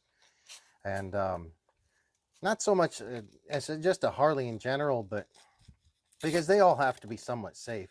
It's a great cruising bike, you know? Well, yeah, but the ones that are sketchy for me are choppers that have a big belt a big exposed belt or chain right by their leg. I don't want to get this. I don't want to get my foot ripped off. I don't want my jeans to get in it. They deserve it though. That shit scares me. If you guys ride it like that, good for you. I'm not doing it. OC chopper guys. I mean, I've had to do it a few times just for test rides on customers' bikes, but I'm not a fan of that. Not a fan. No. Oh man, but the girls were in Huntington Beach. Still like the Huntington Beach thing. I still see them out there. Those choppers.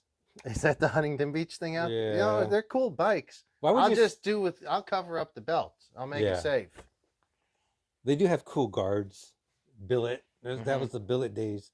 Yeah, but the ones that don't have guards are the ones that I've just always wondered. It's gotta hurt sometimes. I don't like when they're riding through the neighborhood. That's for sure. Yeah. I'm getting old. Yeah, it sounds like you whippersnappers making all that racket out there. I hope this is gonna work. But when I started, literally, we had another guy start a month after me. And I mean, I came from racing. The whole reason why I did racing too is after I got out of high school, I was driving myself nuts because I was so competitive, you know. So then I got the bike. I'm like, oh, this is feeding that need, you know. I can get competitive and stuff. I was always super competitive at school. And then when I got out of Honda, we had a guy start 1 month after me. I'm like, oh, no way, bro. I'm going to kick your ass the whole time I'm here. You're never going to get anything in production as long as I'm here. You know? It seems like Honda had a very, was it a tough working environment there? Competitive? You know what? Yeah, because it's competitive because you're putting your work up next to each other. You know? Yeah. So it's super competitive. It's young because you're like in your 20s usually. All right, guys. I hope it don't go up in smoke. I think I got everything plugged up. Let's see.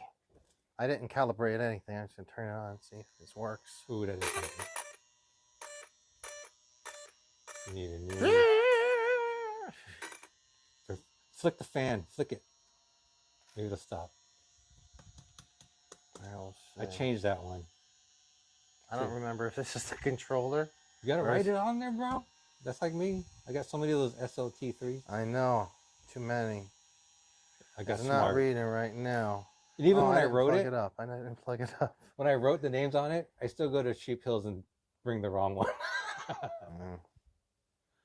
Yeah, it happens. How many people have forgot their remote? This is for you. I'm pretty sure I've probably went all the way. I've probably driven an hour to get to a track and forgot my remote. Oh, Pirate. Remember the time you broke a remote? I think at OCRC? And that was like, oh, shit, that's the end of the day.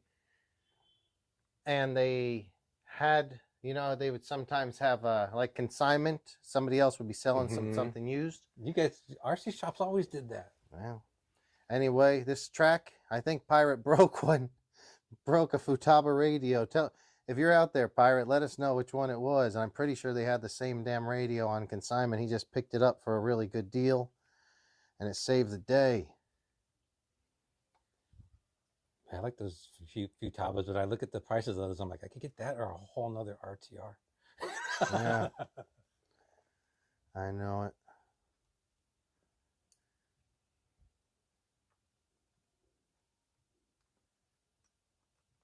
like doing dental work. I remember watching you and Ryan trying to stuff that box. Oh my gosh. If you guys, when you're routing wires, just do it right the first time. It's a lot easier. That's But how I it got can be my. a pain in the ass, though. It really can. Yeah, I mean, I've seen so many people pinch the wires from the ESC I did it to the antenna. That's how I got the runaway on the Centum. or pinch antenna wires. This is going to be a something we talk about on a future episode. How easy it is to damage these just silly little wires, and it sucks because the electrical problem sometimes it's connected, and then it shakes, and then all of a sudden you've got a crappy running car, and it's hard to sometimes, or for an average, somebody just kind of trying to figure it out. It's not easy to diagnose sometimes. You can't. That's when Gary comes in handy, right? I tell him, he like looks at my wire. He's like, "You got a chip wire. That's why." I'm like, "What does that mean? Why should that affect the radio?" He's like, "It's done. It's done. Get it done." And then remember the Creighton was giving me some kind of electrical issue. He had to just look at it. He's like, "Oh, that wire right there." I'm like, "What?" That's your problem right there. I'm like, "Oh, I didn't even. I couldn't tell." All right. Oh, look, it's Spike time. Hey, Spiker, what's up, buddy? You woke him up. He hears RC and he wants to go. Okay, guys, fire team is back together. I'm ready to go to the beach. I'm excited now. My fire team is ready. My Creighton's just not quite there. And the XRT needs a new. You're not going tomorrow, though, right? Or are we going tomorrow? I don't know what the plan is now. Hey, Spike. Doesn't Tom Petty have a song about Spike? I don't know. Does he? I think so.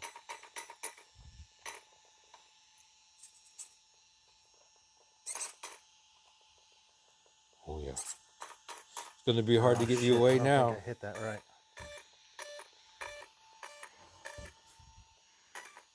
You never had X-Max? What's that? You never owned an X-Max? No, I've never owned any. No, I take it back. I kind of owned a Traxxas way back when they first started. When did Traxxas start? I'll tell that story here. I think I've said it before. All right. So that's calibrated. Should be ready to rip. Should be. You got to do a test run down the alley. We're not running it tonight. No. Anyway, guys, thanks for tuning in. Edsel's ready for the bash. He just needs the day off. You're working tomorrow, Edsel? I assume you're working. I think he did tell me he was working. I'm excited now. When are you off? Yeah, when are you off, Edsel? Well, I think he might have next weekend off. You know, it would be really cool to do. Let's make a plan for next weekend because the Pirate will be in town. And it's probably, if the Dune is up, it's going to be the last week of the Dune or so. They take that thing down pretty soon. I might just go Sunday. So we could go. We could go. But if we want to meet up, the Pirate, you, Edsel, are off next week. Okay, he says he's off. Hopefully, Aftermath Moto can show up as well. Art's not on this evening, I don't think, but he'd be great to have there. Yeah, it'd be great. I want to hit the side jump. I don't care about the big jump. The side jump is good because it's going to be there all year long. Let's do it. Let's do it. That's going to have to be our summer jump sections, you know? Yeah. But guys, thanks for tuning in. We appreciate the thumbs up, subscriptions, or subscribing, and if you can hit that notification bell, because I don't always do live streams at the same time. That'll let you know, when we are going to go live. I will try to get some sort of schedule down, but right now it's just, we're not like there. Fridays are pretty. Friday's going to probably be right now. Yeah, hopefully Fridays will stick around. Thursdays will be a bonus day. Yeah, I'm usually a little bit busier on Thursday, but we'll see. I do like Fridays. You guys let us know what works for you.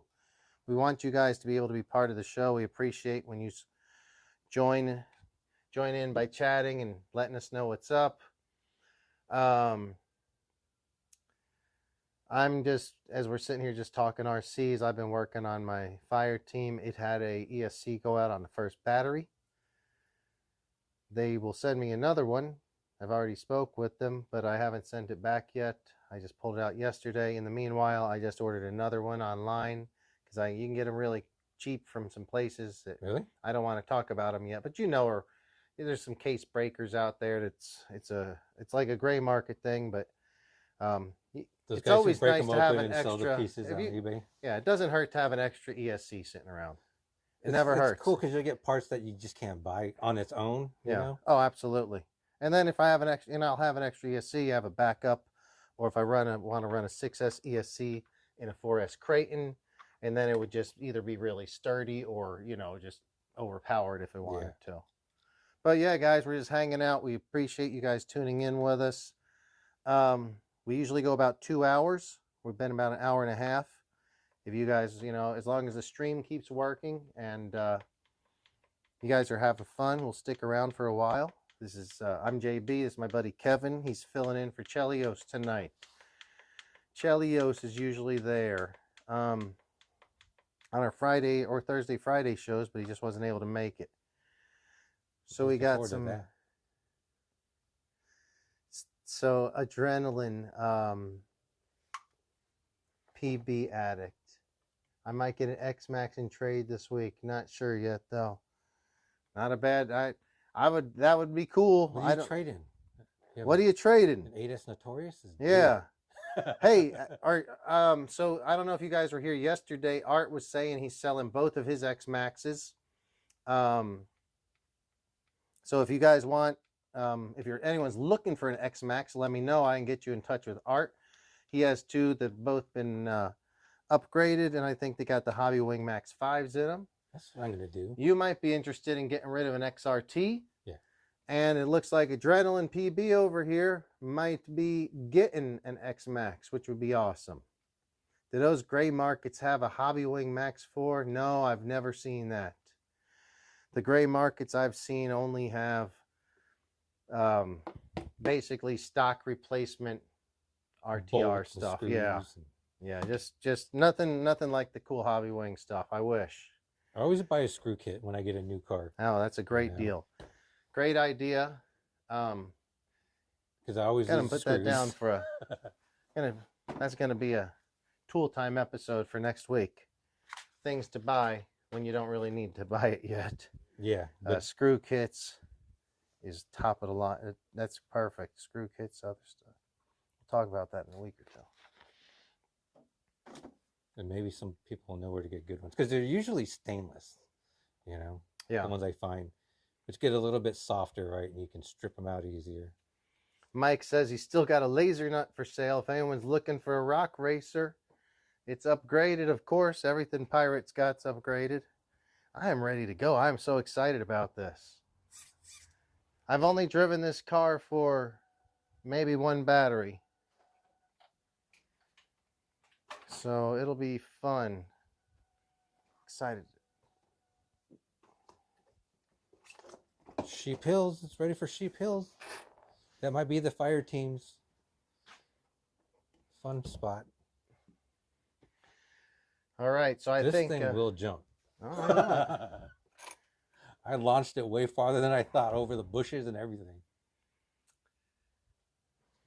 So I think that Pirate Mike, do you see that? It looks like Aftermath Moto is reaching out to you.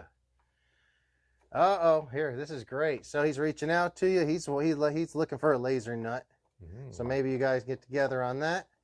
And then listen to this, Kevin. Aftermath Moto MX, Sheep Hills by his house. Ooh, let's go. Got to get together and do that. Once it dries out, I know it's a lake right now. Awesome. Very cool. How long does it take for that place to dry out? I don't know. I've never been there. I've seen your video. Oh, yeah, I sent you that picture. It was a mess. What did you say?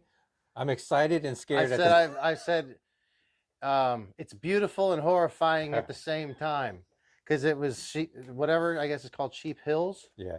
But there was mud and water between every jump, and I could see how... And rutted. I said, it looks great, but not today. I was there, so... And it's kind of a trek to get from your car being parked to there. So I'm like, I'm here. I'm just going to try and avoid these mud puddles. but I couldn't. But it was fun while it lasted.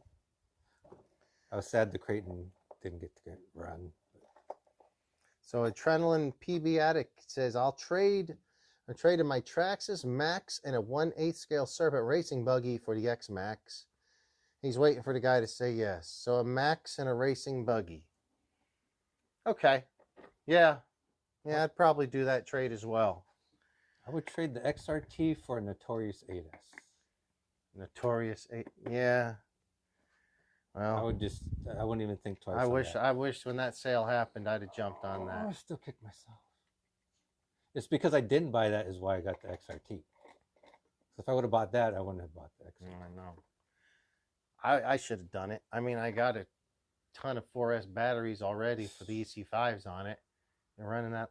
And that's a car you only really run a few times a year when you're going out to the big air shit. You don't take it anywhere else. Going to Glamis. Yeah. If you want to go hit dunes, you would take the XRT or the X Maxes or the Creighton 8Ss, Outcast 8Ss.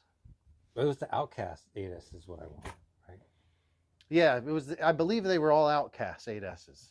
I don't think it was a Notorious. Those are so pretty. I remember you opening the boxes for the guys, and was it you showing them how to charge it and everything? Yeah, probably. I should have bought it. Next time. So Aftermath Moto MX has a question for you. Right before that, Steven had said batteries for the 12S Hobbywing Max 4 setup, Z Premium, 4x3S, 1500 milliamp, or 4x6S, Saipon, 6000 milliamp. Man, this is big, Steven. So it's an 80-pound car, is what he says. Dang. And he's asking, I'm not sure if I'm the guy to give you the advice, but let me see. I think I know what you're saying. So to get 12S, 4x3S, 1, 3, 4, 5, 6, no, you wouldn't do 4 3Ss. Oh yeah, either 4 3Ss at 15,000 milliamps or 4 6S. That's too much. Whoa. That'd be 24. It'd be 2 6Ss. Sounds like and power milliamp pushing 8-pound series. And man, I've had too many shots and I can't give out any advice for that. That sounds like the speed We car. could probably figure it out, but it would definitely take me some time looking into it. And I don't know, man. I want to know what you're pushing in 80-pound rig. That's pretty scary. It's like 2 kids in a wagon. Oh, that's awesome. 80 Yeah, tell us pounds. more about it if you get a chance. That would be great to know. I don't have the answer for you. I mean, I've used a bunch of Z batteries. I haven't used that other brand that you mentioned, so I don't know about that. Z batteries seem to work fine. Yeah. But what would be a better setup for your situation? I don't have the experience to tell you on that one. Aftermath Moto has a question for you, Kev. How is the servo holding up for you in that XRT? And Aftermath says he's building an Outcast 8S right now. Ooh. With an 1100 kV XLX2 in it. That's perfect. I mean, he wants to trade? I don't know. Ask him. I don't know. I don't know if he'd want to trade. I doubt it. That's awesome. I would love to be building an Outcast 8S. We were talking about them yesterday on the show. Those are they're so pretty. And I'm a Creighton fan on all their sizes, but when it comes to the 8S Creightons, they're okay. They're fine. But I really like the way the Outcast look. So that's cool. Very cool. Jealous. I'm jealous. Oh, so Steven says he's got the Rovin Raminator. And if that Raminator, is that the car? I think I've seen it on YouTube a couple times. And it's about well, the one I thought it was like Nitro. I'm not too familiar with that. I'll have to look into that. You know, it'd be awesome. I don't know if you have any pictures that you share online on Instagram, Steven, or not. But if you do, let us know if you have any, pics of your stuff. If you have an Instagram account or something, you guys feel free to share that out here. I like when you guys are joining the chat and talking amongst yourselves. And feel free to share your Instagram if you have any stuff like that to share. Mike, no, nobody said shots, but you did, so maybe. AKA Primal RC. Man, they were cheap on Amazon. I'm not familiar with them. Of course, the Primal, massive RC. Kevin Talbot has one. Kevin Talbot has a Primal everything. RC. He's got everything. He's got So, a monster truck, a real one. you know, Aftermath, if you whoever's building, if you guys want to come and bring these big cars on someday, I don't think they'll fit on this bench, but I do have a board. We could make the bench a little bigger if you want to come on and show off some of your cool cars. You Hopefully, can bring them to the beach and race it against the XRT. Oh, for sure. I would do it. I bet on Arts winning. Yeah, no, Arts has always got a fast one. That would be great. Always going, why is he going so much further and higher? And then you see what he's running, and you're like, okay, you're not stuck. Yeah, Steve. No, Steven, we're in the Los Angeles area, right in L.A. County, or Orange County border, kind of L.A. Orange County area. South Bay. Yeah, South Bay. This is where I grew up. Yeah, but if you guys ever want to, you know, if you're in Los Angeles and want to get together for a bash over the weekend, or hit up a whatever might be going on, just let us know. There's hopefully we can start growing this community where we get more guys on the chats and kind of letting each other know where the cool spots are, where you guys are going to meet up. We talked about it yesterday's show, the LBC Sand Bash. I believe that's March 11th. Check it out on Instagram, RC Dead People. That's RC Dead People. I believe it's March 11th. Like the Sixth Sense? Yes, like I see dead people, but it's RC Dead People. Yeah, let's get a group for next week for sure. I mean, we'd go this weekend, except you got to work. Sunday you got to work? Edsel's a hard-working man. Got a sick day? Mike says, Chris Whip says, hey, Chris, how's it going? Is Chris in the, is he there with you, Mike, or is he somewhere else? But I was trying to, I think I just had an idea of something, but Who was by Sheep Hills? Aftermath Moto MX is by Sheep Hills. It's going to be too muddy. For sure. Yeah, it probably is for now. Because when I went, it was already a week to let dry. Mm-hmm. And dude, there's so many big puddles. In the big berm section, it was literally a lake. But it looks so good. I'm like, oh, I want to go through that. And I'm glad this is done. That'll be fun. Is Art here or no? No, I don't think Art's with us tonight.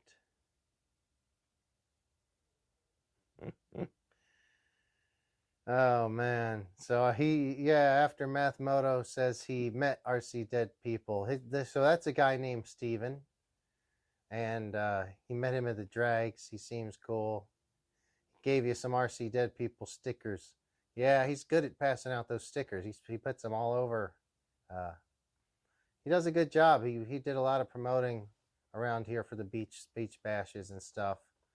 And it's fun. He was gone for a little while. He's back now. I think this will be his second one since he's been back in the last few months. Is the RC Vision one different than this one? I think they're different ones. Yeah. They may have been kind of, I believe he was the one that started it, and then they was in two different spots. One in Huntington Beach, one in Long Beach. Hope did it. That's where I saw the RC Vision. Hope was racing in that one. Maybe, I don't know.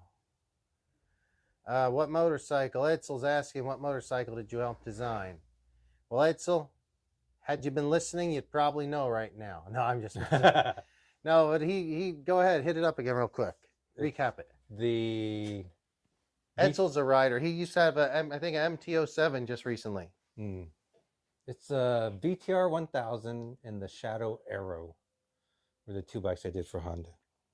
And then I named the Valkyrie. That was kind of cool when I got there. You named the Valkyrie? Yeah. Oh, get the fuck out of here. Yeah, when I was there, I can prove it too. Because when I was there, that was one of the cool bikes. Now the swearing's going to happen. We're going to the RC After Dark segment, guys. Again, thanks for everybody tuning in. If you can hit that thumbs up, we would really appreciate it. If we have a streaming issue, just come back to the channel. I'll start the live stream right back up if it ends quickly. Edsel, I know I'm just messing with you. But thank you guys so much. We're going to turn into the RC After Dark segments. Going to continue on. I didn't know you. We'll hear about this Valkyrie naming story. Oh. But yeah, carry on what you were telling Edsel. No, because designs. Back then, the Fat Boy was probably the coolest big bike around. But then when I got the Honda, and I remember going in there, and we only had a picture of the Valkyrie at that time with the flat six and stuff. I'm like, oh, that's the coolest bike I've ever seen. Harley with a flat six in it. And then it was finishing up, and they were going with the name Broadway, the Broadway. And I'm like, That's oh horrible. man, am I going to put flashing lights around the emblem and stuff?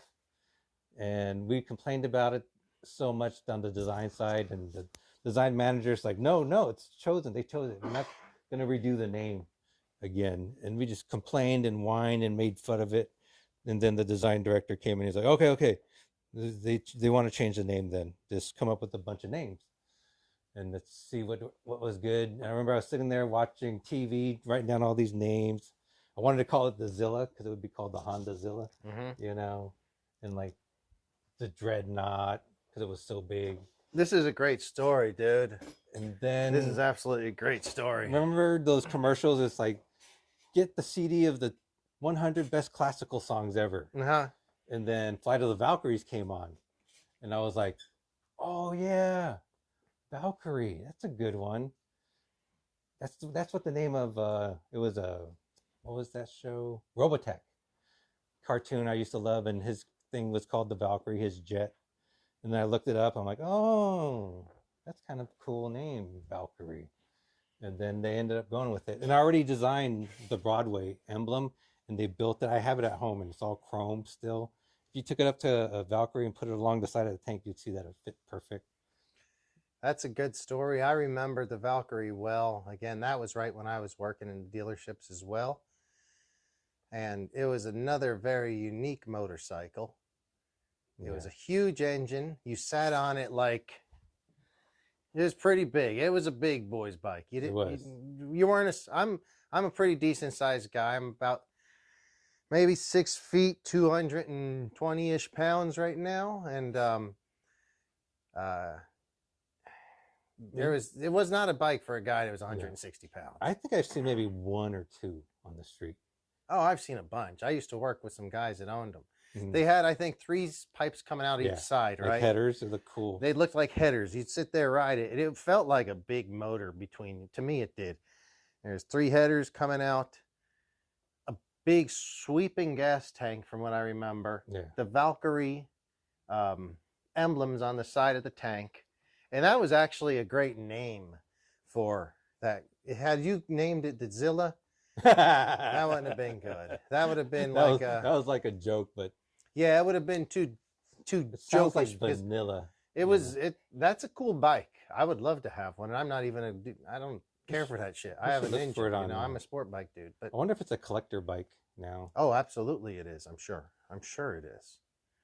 That's great. Let's get back to our the emblem. It's pretty much the same as the Broadway, except I think I made the bottom a little bit different so it resembled a Viking ship, you know? Nice. Very cool story, dude. Very cool. Thanks for tuning in, guys. We are at RC After Dark. Turned off most of it. We're going to do less RC projects and just more talk, garage talk. If you guys have anything you want to talk about, we love it when you join in the chat. It really makes the show so much better. You guys make the show so much better, giving us ideas and things to talk about. So we love it when you talk with us. Yeah, Mike says, heard there's a beach bash coming up this month. That's what I was looking for, Mike. I had it in my notes, but I don't find it right now. Check out RC Dead People. That'll tell you where it was at on Instagram. I'm pretty sure it's March 11th, but well, let me look at the calendar we just flipped. March 11th is a Saturday. That would make sense, so probably is. Um, well, Pirate's pushing for an RC After Dark to start with a shot. Okay, Pirate. Yeah, we can do that. What does it take to hold your own RC sand dune or sand drags? You know, what would it take? We wanted to do I don't know. a JB RC drag. Do we have to get Find like, somebody that wants to do it, not this JB. I don't think I'm not in it. You I'm don't- not in it for that. you don't need permits or anything to do that. I don't know. On Let's the get flip. through. We'll get through the chats, and then we'll get back to that question in a sec. You better move that. We're Okay, having here. that on You top name of the your coat. so yeah. Aftermath. Isn't that an amazing story? We need to actually do some more deeper dives into all this motorcycle stuff because I'm a motorcycle guy before I'm an RC guy. I love motorcycles. Been riding them for 30 plus years on the street. Way longer than that off road, and he's got. You're probably a better connection rider with than me. Honda. Connection with Honda is huge. I interviewed at Honda once to be a regional sales guy, but it was going to be moving me up to upstate New York area, and I was a little bit younger, maybe more arrogant, because I was like, I don't want to live in upstate New York where it's cold. I was living in the New York City area at the time, and I was like, I priced myself kind of high to say I'll take. I would go to that job. I went through several interviews. If I were to take the job, what I'd need for a pay, and I was probably more than they wanted to pay. In hindsight, 20 or 15 years later, I probably should have just taken the job and then moved out of upstate New York, but I didn't want to go to the cold. It was already cold enough in New York. Great stories. I love this motorcycle talk. And we're going to do some motorcycle stuff on the show as well. Obviously, it's a big crossover thing. I still have a street bike. I'll be getting a dirt bike soon, I think. And you guys, I know a lot of you ride. Do you have room for my VTR in here? Oh, yeah, we'll get it. So Steven Smith had a 78 RD 400 Ooh. Daytona Special in college to get to class. It kind of sucked. Not so that That's was the a two-stroke. two-stroke. Probably kind of The a death trap predecessor because to the 350, right? there was an RD and an And the RZ RZ 350s, Kenny Roberts special. 400s. I had a RZ 500. Yeah, there was a couple of different sizes. They were all two strokes, I believe. The RDs They and RZs are. were all two-stroke, two-cylinder, two-stroke. My RZ 500 was 4. Oh, it was a V4. 500 was a bigger one. Okay. That was illegal here in the States. Yeah, that's I found amazing. that on the recycler. I bought it from a one-legged guy in San Diego. Oh my God, that's a whole nother episode. Buying an RD 500, an illegal RD 500 from a one-legged guy in San Diego. All he needed was an eye patch. Oh, cheers. Cheers, guys. Thank you for joining in. Thank you. We really do appreciate it. It's been a lot of fun this week. We miss you having a Chelios up here, but good time with Kevin. Good time. Thank you for joining in. Late join or late call on that one. Have you guys seen? Okay, hang on. Let me catch up. What a story, man. So yeah, he likes the story. Edsel likes the story. So the Yamaha RD Daytona, did it not? So was there something about the Daytona Special that didn't have brakes? You say not having brakes sucked, or were the brakes just horrible on all versions of that bike? I don't remember if they were single disc in the front.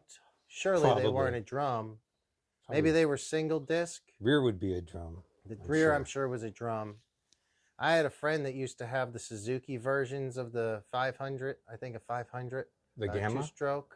The Gamma? I can't remember what it was right now. I think it was a Gamma. He was an old Suzuki mechanic and had a bunch of the older ones, but I remember it was a big thing for him to put dual disc front brakes on and it made a huge difference. We did that to the YSRs. We had dual disc brakes in the front. We spent so much money on those things. Holy crap. Edsel's asked if we've seen the guys on YouTube that converted one into a trike and took it off-road. I have not, Edsel. I have not. More primer. Bike for a craft shister. He got that bike for a crashed shifter cart. I'm not sure if I'm following you. He traded for a shifter cart. Maybe. Those would be fun. Yeah, Steven, I'm sure. Oh, so Steven says you got that. So you had a crash. You had a shifter cart. It was busted up or crashed, and you traded it for an RD 400. Man, if you still had that bike. Yeah. I RD saw, 400 would be awesome, dude. That's great. I wish I had one. Saw RZ 500 for sale 10 years ago for $8,000. But it was an RZV, so it had the aluminum frame. Oh, wow. That would be worth a lot of money right now. A couple times on the way home when I'm driving home from Long Beach, same time of day. So he drives it, must be to work or back, because it's the same time when I'm coming home from work in the evening, right here in right down the road. I've seen him twice. It's a guy on I think it's a RZ 350. It's the black with the white and the yellow. The Kenny Roberts special, the yellow? Is that an RZ 350? That's an RZ 350. So this guy doesn't even look like a motorcycle dude. He looks like he found this. He looks like some dude just found it in the garage and he's lucky to be riding any motorcycle. He got his dad's.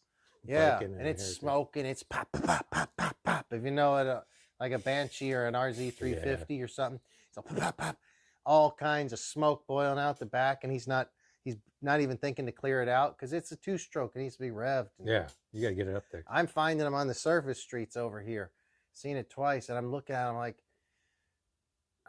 I got a much newer bike, and if this guy might just trade me across, I'd trade him straight across because I'd go for that old bike, and I don't think he even knows what he has. I mean, he kind of must. Two-strokes are a pain. You got to do the oil. You get that wrong. But it's the thing of having it, though, would be so cool. It is.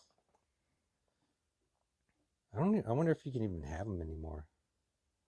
Yeah, you can have them. I think you just no new ones. Would Kevin be open? Aftermath MX has a question for you. Would you be open for a Honda Mini Build 85 as a brain for design? Mazda. I have to look at the bike. Mazda Mini 85. I don't know what that is. It's like a Grom, maybe? I don't know.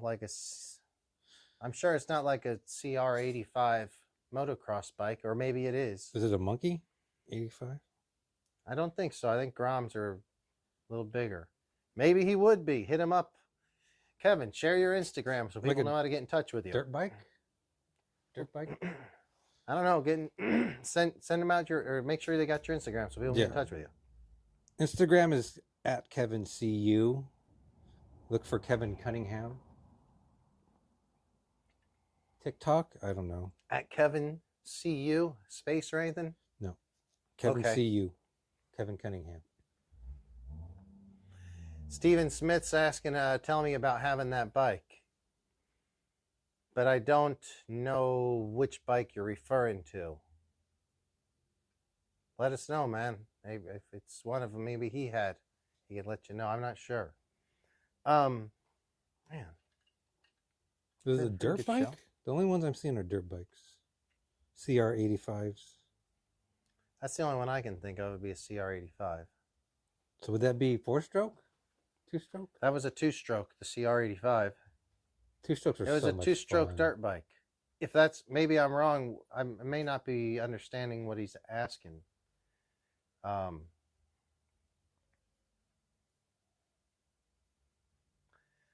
So Steven says, sorry, I was talking about keeping that RD 400. So did you keep it, Steven? I would think that you would hopefully have kept it. Let us know if you did keep it. It's hard to keep bikes. Who did have? So he said he had a 78-ish RD 400.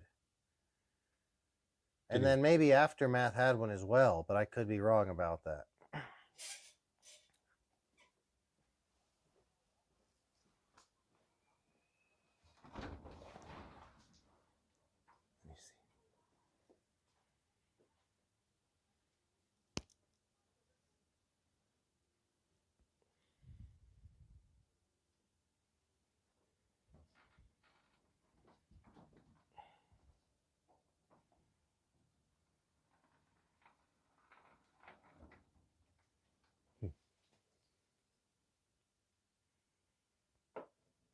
Okay, I was trying to read up. Oh, is there more? I think there might be more. We are on delay. RD400. Oh, yeah, that was my favorite bike too. Was or quad was the Banshee because it had the RZ350. Yeah, I never I never owned a Banshee, but it was when I was young. It was like the one that I always lusted after. The king. It was the king. But then I owned most of the rest of them, and truthfully, it was the worst, other than the motor. It And I was a thought good motor. it had the best suspension when we No. compared it with the Hondas and stuff. No, Jumping it, not it at landed all. Not at all. way smoother than our Not at Hondas. all. Not at all. No, the Honda jumps so much better. 250R. Well, we had that's the 250R was like long gone when I got there. Yeah. No, so that's the truth. Unfortunately, the Banshee, they made it for like 25 years, They which was did. great. But the first, man, it was so cool, but it wasn't a good jumper. It was heavy. It was good in And the the dunes. front, yeah, in dunes it was great. It was fast, so fast. It had a light switch power band. It was nothing. It was like, On- I love that. I was a two-stroke guy. oh yeah, and it was because it was basically two, I think 175cc or 150cc, 175cc motors put together. If you had a 175cc two-stroke, you know how it rev. Yeah. Well, just put two of those together. It's the same power characteristics. It's just Harder. yeah, it's It's just gonna hit more. harder. So that was a lot of fun to ride. My buddy had one and he raced it. I was racing a 250 quad racer Suzuki and a 250 Honda, 250R Honda. Man, the Honda was much easier to jump and race for me. Much easier than both the Suzuki and the Banshee. The Banshee would be so fun to have right now. Honda was always conservative. Their design aesthetics were always more conservative than everybody else. So that was kind of frustrating as a designer. Because we're looking at Yamahas going, man, look at that. Yamaha was more aggressive, definitely. And I think around the time that you were involved with it, it took a big swing because Yamaha didn't used to quite be that way. Remember, they started going to the blue colors? Yeah. Before, when they were white and they were yellow, it was, I thought Yamahas were a little behind the times. And around 96, they started doing their dirt bikes in blue, I think. They started going purple and pink in the early 90s and went to mostly all blue. And then the R1 came out around 98 or 99. That's when the R6 was out around the same time. And those were in aggressive blue colors. That's when the Yamahas really, the Yamahas really took over with the styling aspects for sure. And that carried on with, started with their YZ250s, their R1s, their R6s. They all had red versions and blue versions of all the street bikes. But the blue was always their race colors. And they had very aggressive styling for that time. The only one that were close was Suzuki, maybe, but Honda wasn't anywhere close, and Cowie wasn't anywhere close. No, Cowies weren't that close, but their 900 was nice. That was the Cowies ZX9 were very fast. It was one of the they were faster good, but bikes they weren't. that we rode. Cowies were like crazy motors. They were fast. They were crazy. Crazy fast stuff. Hondas were conservative looks, but always outperformed They everybody. worked well, and they didn't break a lot. I've owned a whole lot of dirt bikes, and I had a bunch of used bikes when I was younger, CRs and stuff. Couldn't afford brand new ones. A used CR 250 or 125 that was a couple years old you could get for not a whole lot of money back then. And those things actually just ran forever. So easy to rebuild two strokes. I know, they're so easy to work on, no valves. I remember around 2000, they all started getting better.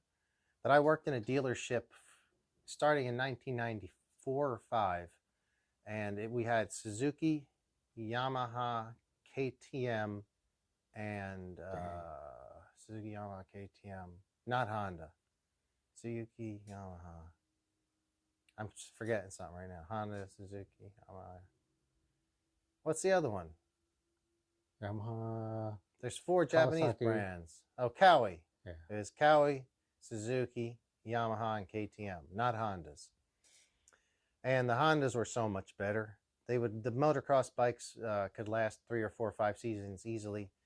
Where a Kawasaki or Suzuki, if it was like a pre-97 or 98, would be worn out in 12 months. The foot pegs would be like droopy, and the clutch and the brake would just rattle horrendously. There would be so much slop, you could never adjust slop out of anything. They were such horrible bikes, Suzukis and Kawis, and Yamahas were not much better. Hondas were so much better from the 80s through the 90s. And then around 97 or 98, they all started catching up. Maybe a little earlier, they started catching up. And I liked Suzuki's a lot, but man, they were junk. They didn't last more than a couple years tops. When I was at Honda, they were developing the all aluminum CR chassis. I remember seeing that. I was like, oh, that looks so cool. I think that came out in 97 for the 250. Or was it the 250 was It first? didn't do well at first. No, right? it was tough. No, it was very tough. My friend rode one. He was sponsored by a shop, and they had him ride the CR125, which I think came out the year later. I think the 250 was first, and then the 125 a year later. And I rode it, and I think I had an RM or KX at that time, steel frame, and that was the first aluminum frame, and I was riding it, and it was very weird, a little awkward, very rigid. Was it stiffed? Yeah. Oh, fuck yeah. Rigid to ride, rigid, very rigid. But at the same time, it was cool because it felt there's potential here. Yeah. I think Honda was just too afraid of it breaking. They overbuilt them too much at first. Because I've had several Hondas aluminum frames. I've probably had almost every frame and up until this most recent frame from their aluminum frames, 2-stroke and 4. And they've gotten better by far over the years. They feel so nice, so much more flexible now. When I was at Honda, they were always scared about litigation. No. Too dangerous. Because they had to deal, it was still the ATC 3-wheeler thing was still affecting them. I still had one of the, I had the Honda 250R 3-wheeler as well.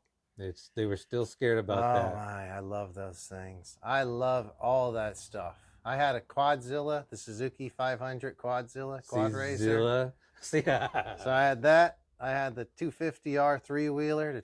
That was the one that really shut everything down. 60 minutes killed it. That was the one. That damn thing. You couldn't keep the fronts down on those old 250Rs though. They were so fast. You got 2 wheels with the grip. What are you thinking? And then if you had like a Ducati, I never had any running, but I bought and had several Ducati 3-wheelers in different states of repair. Unfortunately, I sold them before I got them running. I had the old versions and the new versions. What's funny with Kawasaki, they released the Ducati in 87, and Honda and Suzuki had already been like, screw 3-wheelers a year prior. In 86, and Suzuki in 85. Ducati made a 3-wheeler? No, Kawasaki had one called a Ducati. Ducati, but it was the fastest thing ever, but it was a death trap too. Ducati. Yamaha had a Tri-Z. It's like the desert, the Ducati desert, the beer. Okay. Like they have the Mojave and the Lakota. They name all that stuff off. I'm thinking Ducati. No. Oh. All right. Well, we're getting a little off topic. I like motorcycles, so we could talk about that for a long time. Edsel says Honda bikes. first, Yamaha. Who's better? Honda, maybe for. I've owned a bunch of Hondas. Not really owned a lot of Yamahas. Right now, I would say the Yamaha is the more aggressive company as far as the performance edge, and they build stuff a lot better. Like they were not well known for their reliability 20 years ago, and I'm old school now. I've been around it for 30 plus years. Yamaha is a really good company right now. If I was to buy a bike, and so like right now I want to get another dirt bike. I don't think I want another Honda dirt bike. My last bike was a Honda. They're all so light and small now, and I think the Yamaha, well, Honda and Yamaha both, they have good durability. Honda's, It's hard to say, dude. You can live with the Honda, you know. I look at that BMW, the R1000, and everyone who buys it and rides it, they're like the best bike I ever owned, you know. But then I'm like, oh, I see my dad. He has the cop bike because he used to be a cop, and he takes it in there, and it's always $1,500 at least every time he takes it in. You know, I'm like, Dad, just sell this thing already. Why you're 80 now? Get rid of it. He rode his Harley and his cop bike until like last year, a lot. Not bad for being in your 70s. That's awesome. And he drives a Corvette. So, cool. 80-year-old cooking in a Corvette. I have trouble getting out of that car. I'm like, Dad, how do you do it, man? I can't get out of this thing. Hey, what are your guys' opinions? Steven, I know you have an opinion on Honda or Yamaha. I've owned a bunch of Hondas. I've only owned a Yamaha YSR 50, that little tiny. I love that. That's what got me into racing. That was the most fun ever. With Honda, I had a Honda CBR 1000 here fairly recently that got stolen, unfortunately. It was a really nice bike. I bought new, had a little bit of miles on it, but it was a really nice bike. I've had a ton of CR 250s, 5 or 6 or 7 of them at least. I've had 4 or 5 CR 450s probably. Had the four-wheeler, the TRX 250R, Honda TRX 250R three-wheeler. I've had the TRX 200 ATC Big Red pull start with reverse. I've had a bunch of Hondas. I redesigned the graphics for the TRX 300 and the 90, I think. Quad. Yeah, I know it. You designed the graphics for that ugly ass? It was black and red graphics, wasn't it? Black and red. With a little yellow on it, was there? The sticker had a little yellow. I Fluorescent know it. yellow. Yeah, no, that's awesome. That was mine. And the Rebel. The Rebel, it's so 250 Rebel. Stupid. Oh, that's sad. That was the bane of my existence at Honda, was the stupid Rebel logo. American Honda got all crazy with us, one of those guys, and he just would not let it go, you know. So we spent so much money, a month or so, just trying to do a Rebel logo. I'm like, this is the cheapest bike we sell. Yeah. Nobody cares what this logo looks like. So that was pretty funny. It got down to, I don't know, we must have went over that thing 5 times. The design director always presents it to American Honda, all the suits. And everybody on the 5th time, he's like, everybody like it? Everyone fine with the Honda, the Rebel? And everyone's like, yes. And there was one dick, Derek. He raises his hand again. I got an issue still. He was always the asshole who made me go redesign it. I remember the boss, the manager, just looks at him. He's like, okay, let's move on. Just ignored him. Oh, man. There was a lot of money spent on that logo. Yeah. Well, it's the one that it kind of looks like the Fat Boy logo. We just copied that. That was the first time we brought computers into the game of making graphics over and over, because I had to redo that logo so many times. Oh, dude. You gotta see some stuff here. I think now I want to go work for an RC company, design RCs maybe for a little bit. Would be super cool, because that was the most fun job I had, was designing toys. Yeah. It's the only time I had a job where I'm like, this doesn't feel like I'm working. I'm having so much fun. I think that would be just as fun. Designing RCs would be a blast. That would be awesome. I mean, keep doing what you're doing. And in the area that we live in, there is a pretty good RC contingency around here. And you never know who you might run into. Do stuff on your own online, and you never know who will see it. I mean, these silly little shows and stuff that we do, they are open to anybody. Anyone on YouTube can show up and look, and you never know. You might see the next guy, one of these companies, sees one of your custom builds and contacts you. You never know how these things work. I had tracked this an Instagram thing already, so that was kind of cool. Very cool. So guys, it's 10:15. I'm very excited that we've at least made 2 hours, a little over 2 hours, with no issues yet. I don't know how many guys are still out there. I don't know if we're going to go a whole lot longer or not. Well, how do you feel right now? You want to keep rolling for a bit or what? We can if they want to. We'll go for a little bit at least. You We'll guys just let keep it us more know. casual. If you guys are out there, maybe say hi. Let us know you guys are still around.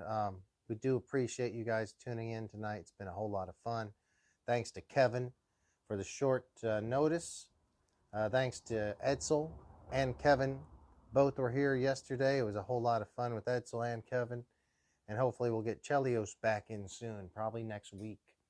Also trying to upgrade the audio, video, and internet capabilities here. So hopefully we can get a better situation for everybody. But it's been a whole lot of fun. We've just kind of been working with it, just having fun, not taking it too serious. But we've totally enjoyed it. Thanks. Next time we can get into the video games or the Samsung. Samsung was probably the most like a gigantic RC car. Oh gosh, I forgot about that. Unmanned ground vehicle, $4 million RC car. Yeah. Tell That's a longer story. So you've worked in some really cool places actually. So you worked designing a car for Samsung, which I don't know if you guys have heard, but Samsung's a pretty big company. Probably not as big as Honda, but they're big though. I think they're bigger. I think they had over 250,000 employees or something like that. Really? Because it's not, all we see is Samsung Electronics. What you don't see is that they're into shipping, they're into insurance and all this other stuff in Korea. I don't know any of that. Yeah, for sure. And I was in the military division of Samsung. Nobody knows about that either, so. Oh yeah, no, I don't. All right, Edsel, thanks for tuning in. It says Edsel's going to be tuning. He's got to head out. Thanks for joining the show tonight. We enjoyed having you on. See you next time. Is he gonna set up a day next weekend to go bash? Well, let's try to do it. I prefer if you're off Saturdays. Friday. Maybe Edsel's off Friday. We go Friday. I don't like Saturdays. I'm not much on Saturdays. Sunday could be good. But you got your volleyball thing now. Hopefully that's Saturdays. Yeah. It's volleyball Saturdays. You might be at the beach already. Just bring the cars. Nah. I'm supposed to go to volleyball tomorrow morning. Don't know if it's going to happen because the sand's going to be cold. It's going to be so cold. Yeah. And wet, probably dewy. Yeah. All right. So at least I got the fire team done. Yeah, I didn't get nothing. You didn't get anything done, but it's been a fun time. We've just been hanging out. Part of the fun about hanging out in the garage, just talking RCs and stuff. We don't always have to be working on them. I have a narrow attention span. I can't do two things at once. Yeah. My buddy Spike, little doggo's over here sleeping. He's going to probably want to go to bed pretty soon. Do bathroom break would be good after all these shots. Well. So Mike can only do Saturdays. Edsel's off Friday, Saturday, and Sunday. Sounds like Saturday. I find out when Art can go. Yeah, we'll see. I don't know. Art and Hope would be good. Yeah. The more people, the better. Probably, maybe. It gets kind of dangerous with just the three of us. The more people, sometimes it gets sketchy. It's going to get worse. Yeah. I can't drive straight. I aim for the guys. Yeah. Well, man, I think it's been a pretty good show. About 2 hours and 20 minutes. Let's see. Is there anything we changed the calendar? Congratulations to Tanea White. I don't know if you guys missed. This is the it's going to be called the late night recap of the show. For those tuning in late, if you missed the show, we'll just go through it real quick. She's going to be here next week. Don't forget. We changed the calendar because we have a new month. So the Sports Illustrated March 2023. The lovely Tanea White. I think her name is Tanea, pronounced that way. Lovely woman. Congratulations. And, man.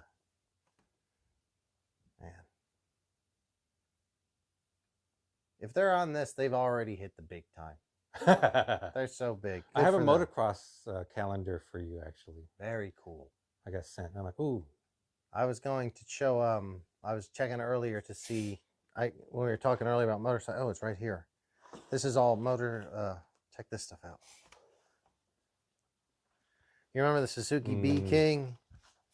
And but these are all motocross or street bike or posters. I stopped looking at bikes, because I stopped working in the industry, so I don't want to look at it anymore. It hurts. But yeah, I got tons of cool posters. I used to have a big, huge sticker collection, like Marlboro and stuff that you can only get in Japan, because I went to Japan and I didn't have enough money to buy anything there. I thought I did, but the yen was so high. I'm like, stickers. Yeah. So we did the install in the fire team, so we can check that off. That was great. Did get something accomplished there. We're going to do a show and tell on the RC18. We didn't. That's okay. We can get to that next week. That's that little car up there. I have probably 6 of those. It looks like fun. They're cool. They're pretty quick. Some are fast. Like a little short track would be cool. They're fast. Too fast for a short track. They're real fast. But yeah, guys, thanks so much for tuning in. If you could please remember to subscribe, like, share it with your friends, and be a part of the show by joining us on chat. It really does help the show. Keeps it moving. It keeps it moving, and we love to talk about RC stuff, so that's why we're here. You don't have to be sitting in the garage with us to talk about it with us. Hopefully, we can figure out a way to do call-in someday. If any of you guys are tech savvy and want to do some trade or barter of some sort, maybe I can do something for you. You can help me out on the technical aspect, but any ideas like that would just be awesome. I guess there's an app called Clubhouse, and it's almost like this, but it's all talking. So you can maybe have both going. So you can do a little live we'll look into it. thing with we'll have to check it out, man. Any ideas, let me know. Maybe you can bring some good ideas to it. It'd be great. So maybe we'll come back to the RC18s, because I have a bunch of them, and they're all kind of unique and different. And a couple of them have some cool, to me, stories behind them. So we'll come back to those. But that's an associated car. I think it came out around 2005 or 6. There's several different versions.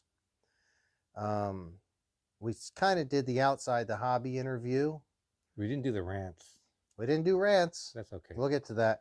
The outside the hobby interview has been Kevin's Honda experience, but it's actually been really good. But he had a lot of cool experiences. So that all happened because of RCs, So you really think it did? Yeah, it was because of RCs. Building that and working on that frog that got me into taking stuff apart and building it. That is so cool.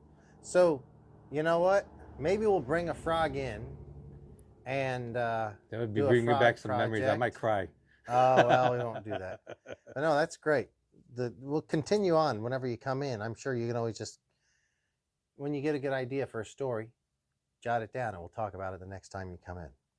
Got a lot. Like the guy I went to school with was one of my biggest competition as a senior. He's the guy who designed the Bugatti Chiron. I'm like, oh, you son of a bitch. That's pretty cool. And he was colorblind. Oh wow. Well, I'm colorblind, but I didn't design anything. So it's funny because he would do green cars all the time. Like, do you know which color this is? What color do you think it is? Yeah, that's funny. People always say that to me too. So we were going to do an Armaverse Traxxas. We didn't actually get to that segment this weekend, but that's cool. Some of these segments are just there. Yeah, a little.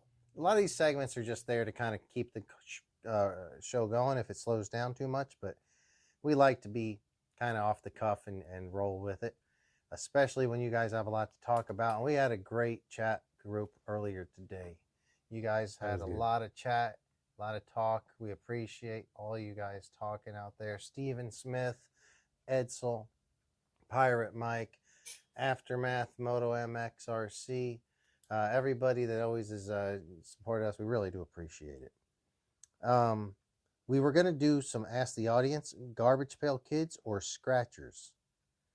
We didn't do tool time. I was going to do tool time. We had some Harbor Freight tools to talk about, but we can do that next episode. We need a pee-pee time. We do need to take a leak at this point. But I think if we're going to do that, we're just going to shut the show down. I don't think you guys really want to hang out and wait while we go and take a break, but it is tough doing a show for a couple hours. We should shut it down because what if you don't? You got a live mic in there. Oh my gosh. All right, guys. Yeah, I think we'll call it a night.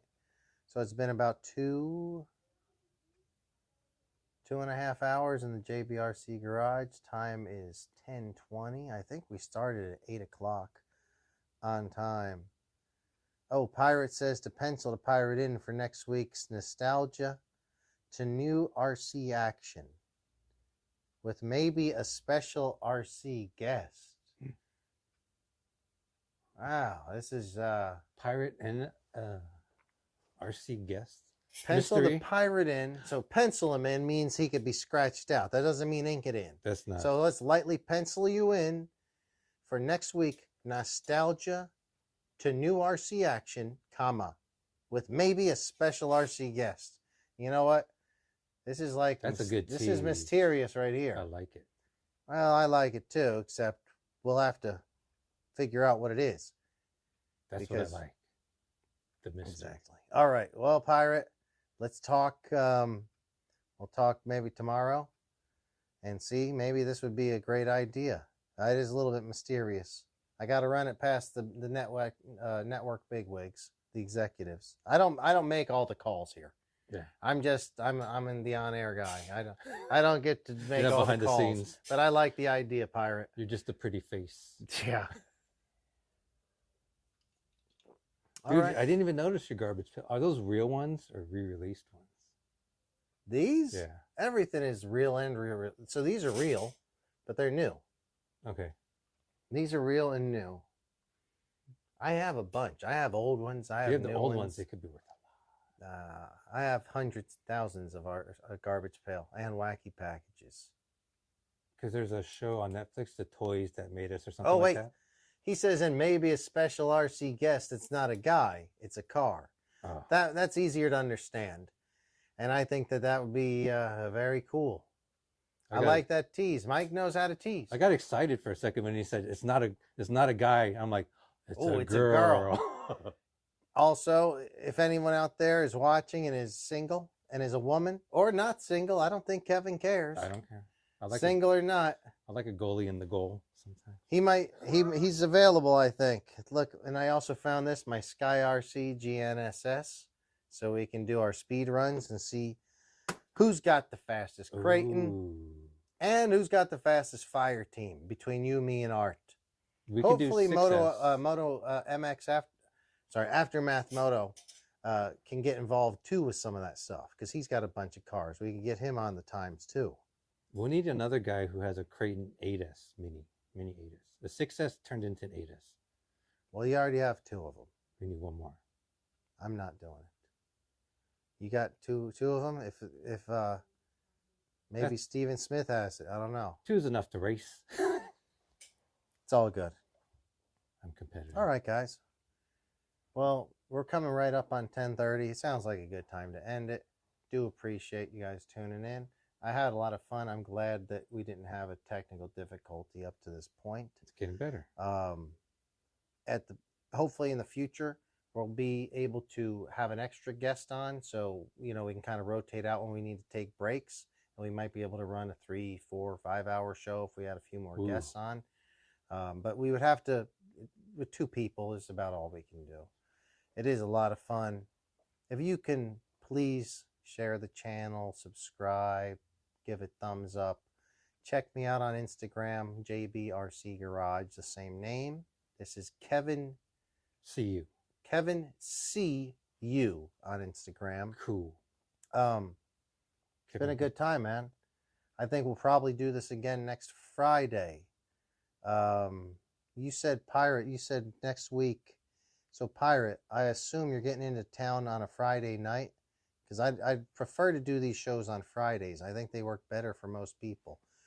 Unfortunately, I don't think we had Rick in tonight, and he's usually here on the Friday shows. He's a great friend and a great contributor to the show. Hopefully we'll have him in next week. Thanks, guys. We do appreciate it. Yeah, thank you. Any last words, Kevin? See you later. Oh, See you again. All right. Got a lot more stories. Yeah, it was a good show. It really was. Yesterday's show was a little crazy. It was just a messing around driving the stuff. Today's more of a real show, or not a real show, but what we're more used to. But it went well. And yeah, see you guys next week. Let's pencil it in for about the same time Friday next week. If you have any questions, want to talk about anything on the show, feel free to message me through the Instagram, JBRC Garage. Love to hear from you guys. And give us some ideas. We didn't do a lot of stuff. We didn't do rants and raves. We didn't do a lot of stuff, but it was a good show still. So thanks a lot, guys. Thank you. Talk to you later. Volcano.